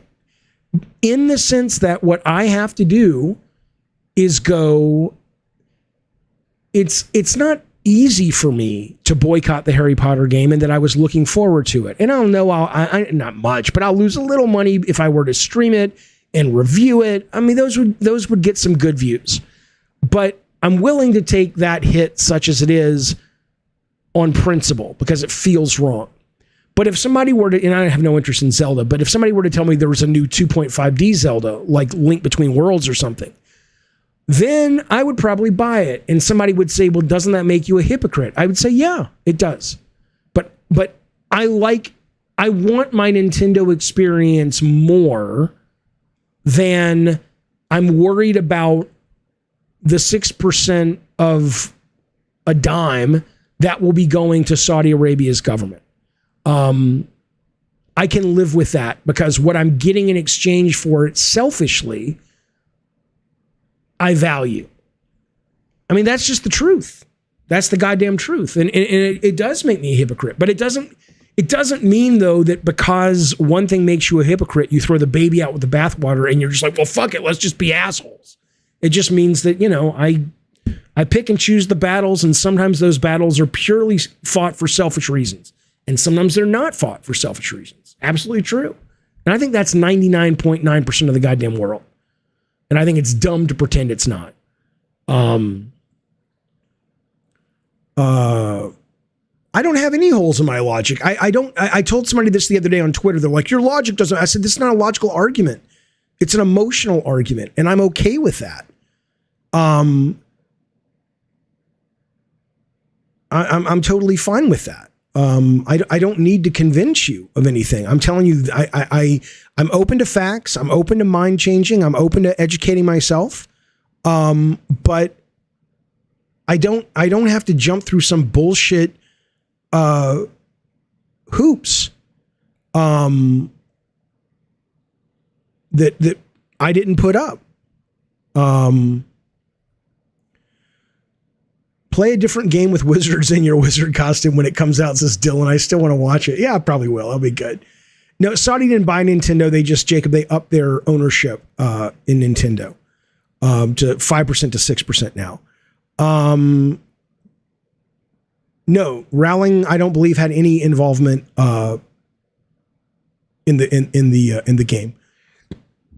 And I did watch the movies, but not since I learned, what her views were. And by the way,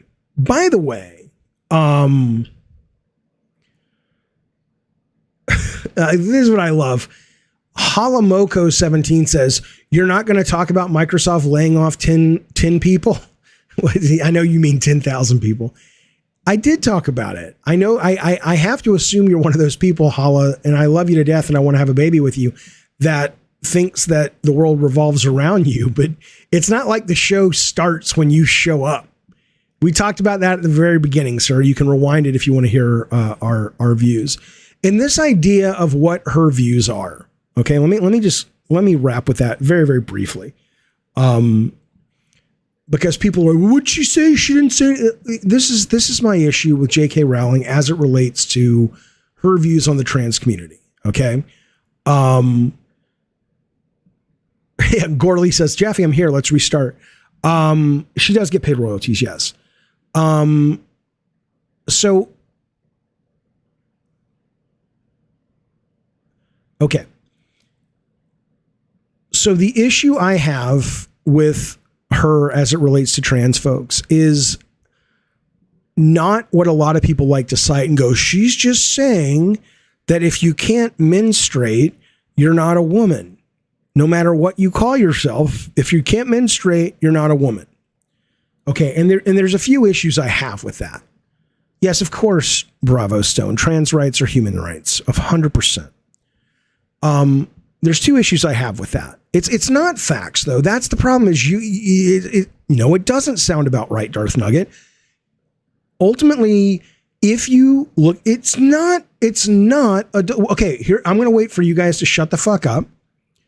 And listen it's okay. Let me just speak now. First off, yes, you do. It's kind of a get out of jail free card, but yeah, people say menopause. It's like, okay, so people who go through menopause and can't menstruate are not women, but that's not what she meant, and I think people know it. Fine, but it is a gotcha. Fine, but that's not even my issue with it. My issue with it is twofold. One is that there is emerging evidence that suggests, or even if you look, I looked at a Scientific America article last night that isn't suggest. It's like, this is what we're finding. Not gender, but sex. Like, whether someone is identified as a man or a woman, or male or female, sorry, not man or woman. There is emerging evidence to suggest that it's more than just what you can see. There are physiological, chemical aspects to the brain, for example, that they're saying that also, not just chromosome, but that also pushes into the human that has those chemicals and that variant or that amount, how they view themselves and how their body views themselves as it relates to sex, male, female. Now, am I a scientist? Of course not. Do I know what's true and what's not true? Not when it comes to that, but I'm reading Scientific America. I mean, it beats watching Fox, right? So if science is saying, so here's number one. It's nuanced at the moment. It's not black and white, at least according to the science at the moment, or the emerging science at the moment, which means that if I were to tell you, if science were to come out and it was irrefutable that every woman on this planet, or every female human on this planet, had a certain kind of brain connector chemistry that allowed a specific amount of this chemical to be generated at this certain time of day. I'm being specifically specific, intentionally. And that also defined not gender, but male-female sex. And you couldn't refute it. It's like, yeah, goddamn right. Every time we cut open a cadaver of a woman, it's there. And every time we cut open a cadaver of a man, it's not there. And then if I were to tell you, okay, well, a lot of trans people have that part, but they don't have necessarily at birth the obvious parts. Like they don't have the uterus. They don't have the vagina. They don't have the breast, right? Well, wouldn't that be invalidating? It's like, well, this is how they're feeling because they have this. I understand that as gender goes, you may not want to say that's a woman, that's a man. But so scientifically, I can't really just jump into the whole, well, she's right because she said this person menstruates and this person doesn't. That's A. The second reason, which is even more important, is this is a woman who can turn a fucking phrase, okay? What she is saying, I don't think is not worth hearing when she says it in a certain way. If she is basically saying the lived experience of a assigned at birth woman, up at least as long as up to a certain age, right? Or from a certain age, no matter what else is happening in the human's brain, and she says she supports trans people, but it's not the same thing for a trans woman.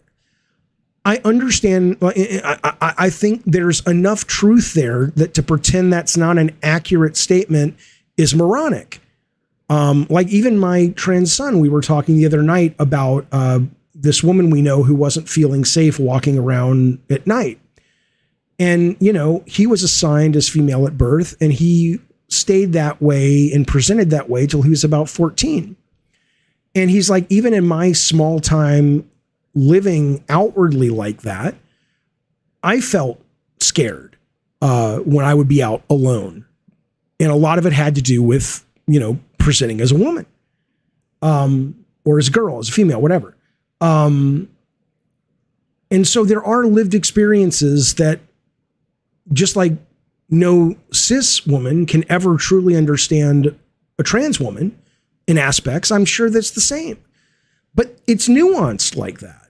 And in it being nuanced like that, and in J.K. Rowling being one of the most successful writers in the history of writing, you would think that she would find a way to not be so antagonistic, especially when that antagonistic behavior harms a very vulnerable and a very put upon community of people that really could use some kindness. Okay? That's what I would say. That's what I would say. It's not reaching, Beezer. It's okay. Here's what I'll do. Beezer says this explanation is reaching so desperately. Explain to me how it's reaching. What you call reaching, I call nuanced. Because it's not, if you want to call in, I'll tell you what, I'll turn on the phone for now. Call in. Let's actually have a real fucking conversation about it. Don't fucking, if you're a fucking badass, and you think I'm wrong, that's fine. I'm going to turn on the phone. You can call on your cell phone. You don't even need the Discord, okay? And you tell me how I'm wrong. I can be educated. I don't have to be right all the time. But in this case, I would be very curious what it is you think you know that I don't about this topic. Stoner Face says, honest question. If it's accepted that you can change identity and gender, okay, why can't you do that with race? I mean, you can if you want. Here's what I would say. I would say if you had 1 to 2% of the population,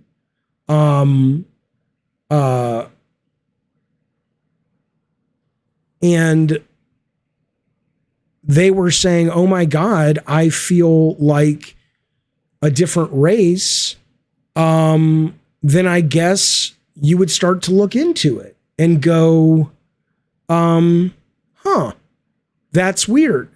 But, just like all these people who think they're being clever when they say, oh, I identify as an attack helicopter. Well, suddenly if we had 1 to 2% of the population that identified as attack helicopters, well, we probably should look into that. But I know it's not the same thing, Brett Williams. That's why I'm saying. Okay, let me turn on the phone for a second. Okay, there's the number. The phone is up. If somebody, do me a favor. If someone's on the phone, I don't have any help with the stream, obviously. I don't care if I'm being baited. There's no concept of baiting. Baiting implies, Ravnos, I appreciate the heads up, but baiting implies that there's some kind of cliff I could fall off of if I'm not careful. And I'm like, I'm having a conversation. The phone is 619-752-0548. And listen, if someone's talking to me, just don't call in and just wait your turn. Otherwise, I'll just hang up on you and block your number because I'm not going to put you both on at the same time. Well, hello. It is Jaffe. What's up? Hello?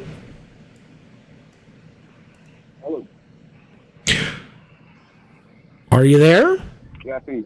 Yeah, I can barely hear you. What's going on, man? What's going on? So, you mentioned before, you said J.K. Rowling said she supports trans people. She did. She said she supports trans people and she would march with trans people if they needed her and all of that stuff. Yes. All right. Well, to me, she just sounds kind of, ignorant. Her views on stuff, maybe she's not, fully educated on everything. I would just say, I don't know if I would, use this as a reason to boycott her game. I think the game looks whack. Like, I wouldn't buy it. It looks like shit to me. Okay. But not because, her view on, if she's saying she supports trans. Hey, do me a favor. Do me a favor.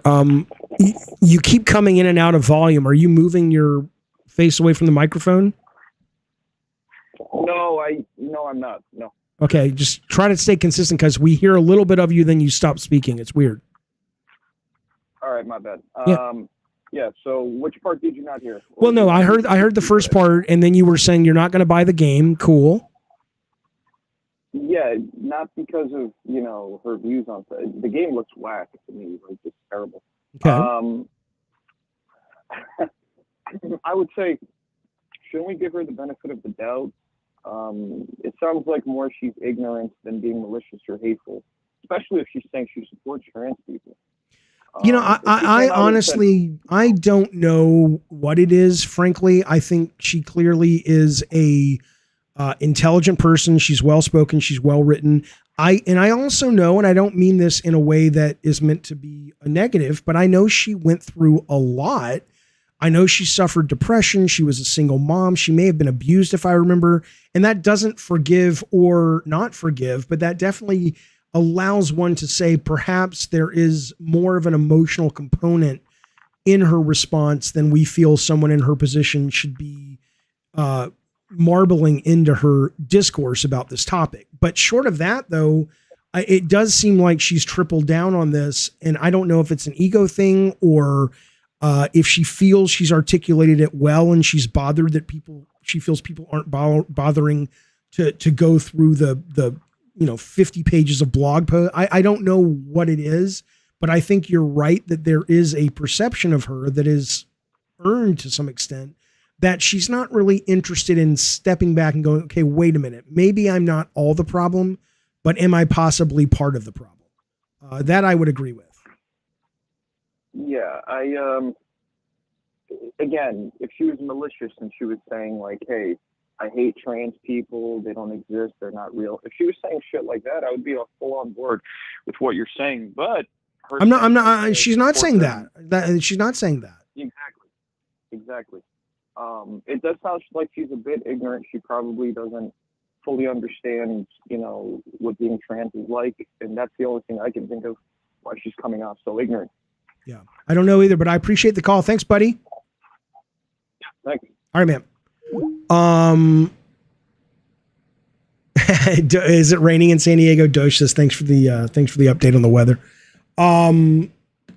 Yeah, and I did do a 180 on the Harry Potter. I was just like, yeah, I don't feel comfortable buying it.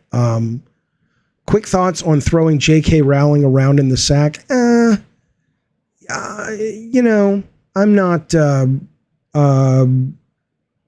not all that attracted to her. I find her, I think I don't know her, but I've never met her. Maybe we'd have great chemistry and great sex, but she seems mean to me. Like, she doesn't seem like a really sweet person to me. She seems like really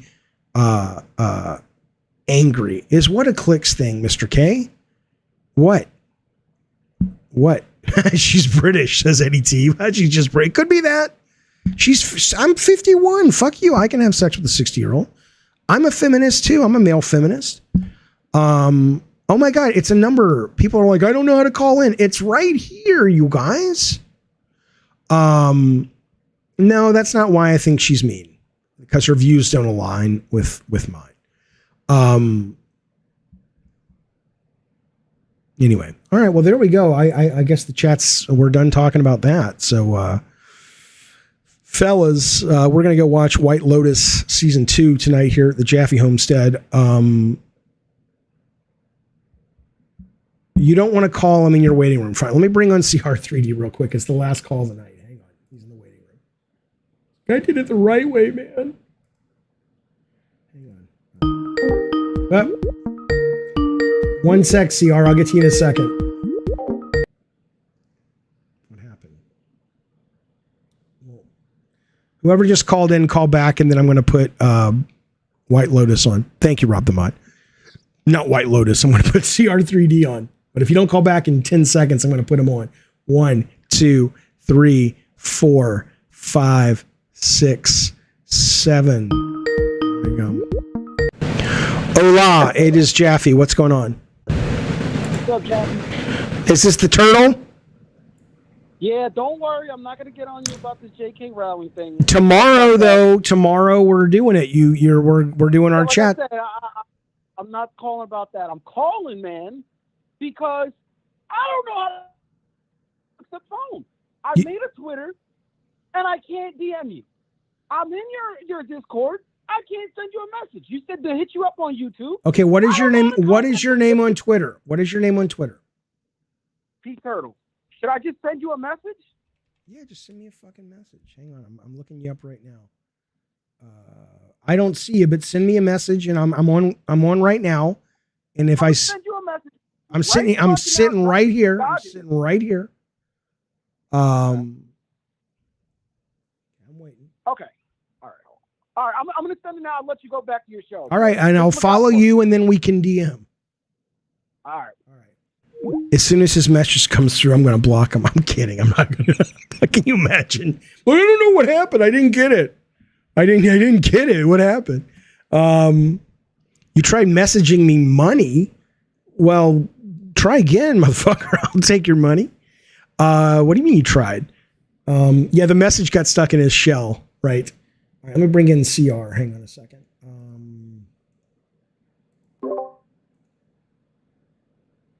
All right, CR, can you hear me? Are you there? It says you're muted.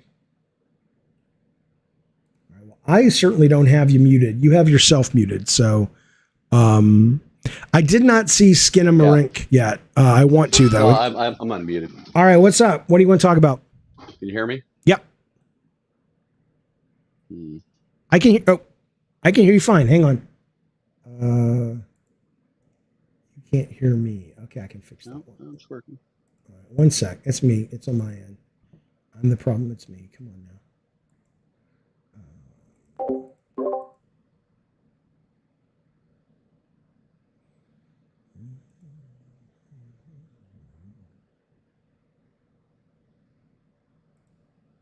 Yeah, I don't hear you at all.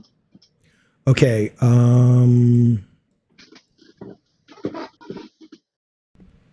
Can you hear me now? Can you hear me now? Weird. I don't know.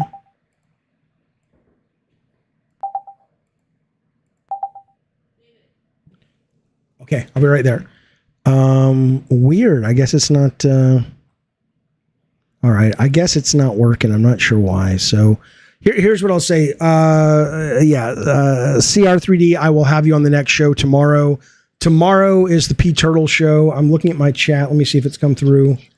Still haven't gotten it. Yeah, I don't have it.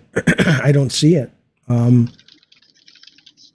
But I got to run anyway. It's getting late. We've been doing a long show. So, fellas, thank you for hanging out with me. Thank you for your lively chats and conversations and talking about games and talking about everything else. But I would love to hear your take tomorrow, CR3D. And P Turtle, yeah, even if it turns out, you've got to find a way to get in touch with me. God damn it, man. Hey, it's Jeffy. Hey. What's how's up? it going? Good. Who is this?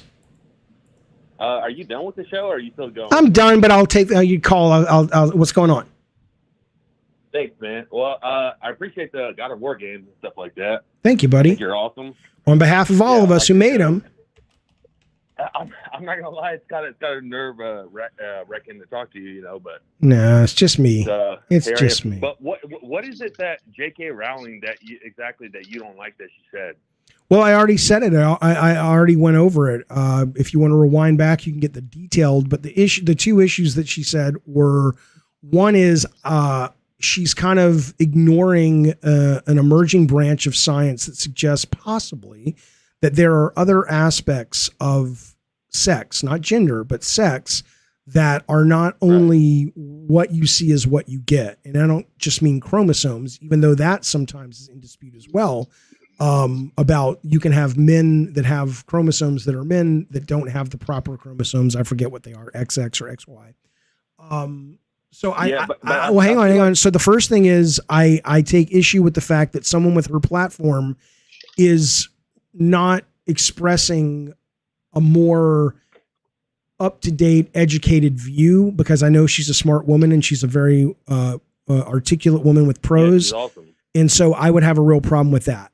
The other problem is, frankly, is that even if it turned out that everything that she was saying, the science did support it, what she is talking about is not worth talking about. There are things she says that I get, but the fact that she is, and I hate this phrase, but it's apropos, that she is dying on the hill of what I am saying, and the way I'm choosing to say it is more important than the fact that me saying it this way harms and hurts the feelings of individuals that are already in the crossfire of a lot of people all over the world. So even if it turned out what she says, and again, forget the science part, that if you don't menstruate, you're not a woman. Let's just assume that there's nothing more true in the world than that. But she knows good and well that there are trans women that for whatever reason, and we don't know what it is yet, I don't believe, they feel, and they have most of their lives, not all of their lives, they identify as being female. Okay? None of us know what that is yet. Is it physiological? Is it psychological? Who knows? Who cares? It's 2% of the population.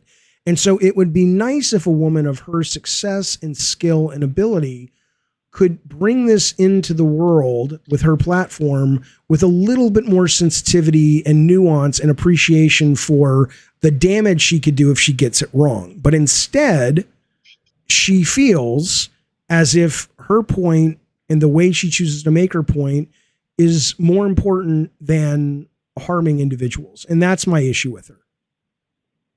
Okay, when you say emerging science, what are you talking about exactly? So my understanding is there are the concept, I'm not talking gender, which is societal. I'm talking sex, like male, female.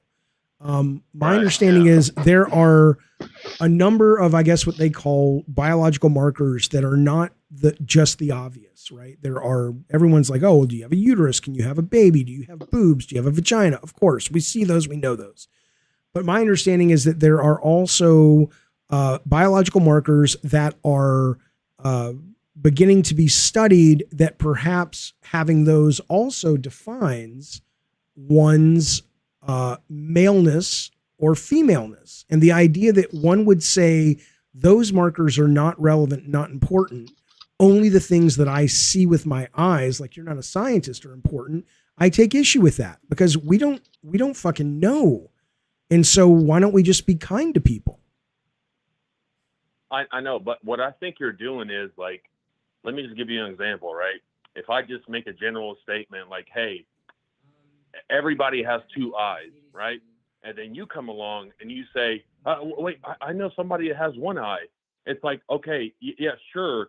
You know, that's the exception. That's not the rule. Everybody in general has two eyes, though. Yes, So no one is suggesting that that's not true. We're talking 1% to 2% of the population. So what? It doesn't. It's less than 1%. No, it's not. There was just a study that came out that said in the UK they did a study and it was like 0.7%, and they're assuming there's a degree of anywhere from 0.3 to 1.5%. Because people aren't actually going to admit certain things. So regardless, though, even if it's one person, do they not deserve kindness? Do they not deserve fairness? Do they not deserve respect? Do they not deserve to be treated as fellow humans? What do you care? I care. I don't care what you consider yourself, male or female. I mean, what do I care? They absolutely do. No, you're 100% right, and I agree with you. The problem that I have is how do we know that they think, like, let's say it's a male and they're born a male and they think that they're a female. How do we know that for sure? How do we know it's not a what does it matter that needs to be treated? Well, okay, what does it matter? What I can tell you is that right now we have plenty of studies that suggest or that show when people that are trans actually transition, they are happier and healthier. But whatever the did you see the suicide rate? No, the suicide rate is it's so ridiculous. If you were a marginalized community that got treated like shit, that got told you weren't welcome, that got told you were, you know how many kids are kicked out of their fucking homes that are trans because their parents don't want to be with them, and they're on the street. I don't know how many. A fucking lot. I know some of them. I can find one. I can't find one right now. I got to go to dinner, but if you want to call back next week, I can find one. But yes, that is what contributes to it. Okay. But regardless though, even if it was all the things you say, then the issue should be, okay, well, we'll do some studying on that. And in the meantime, we're going to treat this the way we know that it's been successful. Is all I will say. I mean, I think people are so emotional about this, and it's like, just leave people alone and be nice to people. What the fuck do these people? Why do people care so much about it? I got you. And just as an aside, I really like your channel. I think you're a good guy, and Thanks. I just literally learned that you have somebody in your family that's like that. So I'm completely sympathetic. And you probably do too. What do you mean by that? What I mean is that across the LGBT spectrum, you know, it's not a small number. I've got probably 4 people in my family that fit within It's 1 to 2%. That's a pretty small number. no, trans 1 or 2%, not LGBT. That's like 6%. Okay, that's still a small number though. Well, yeah. But I guess my point was making is, like, let's just say that it's not just like a, hey, you know, I was born this, I want to be this. What if it's an actual mental issue? For instance, they had trauma when they were growing up, and they don't want to identify as the person, you know, that they grew up as they were because of all that trauma. So now they just kind of want to, you know, I want to identify as something else, and maybe it's a mental illness that needs to be treated. You know, Okay, why well, is it just like, look. Okay, so you have got. Their voices hurt. Hang on a second. You have got the Pediatric Association, the Psychological Association. You've got all of these people that are saying that's not the case, and they're studying it. So if what you're saying is like, okay, I'm sure they'll go, well, we appreciate you being concerned, and we're looking at that. We haven't seen any evidence of that, but sure, it's possible. Like anything's possible. You know, and I mean, they used to say that people that are gay, it's because they were molested as kids. Well, that's absurd. It's an absurd thing to say, but that's what people believe for a long time. So, you know, all right, I got to run my kids. I promised I'm making big ZD, and I'm running late. So, fellas, thank you for watching. Thank you for the call, buddy. I appreciate it. I love your channel, man. Thank you, man. I'm okay, by the way. I love your Oh, channel. okay. Call back anytime, buddy. All right. Yep. Fellas, I'm out. I'll see you soon. Thank you for hanging out with me, and I'll talk to you guys on the next show. Bye, everybody.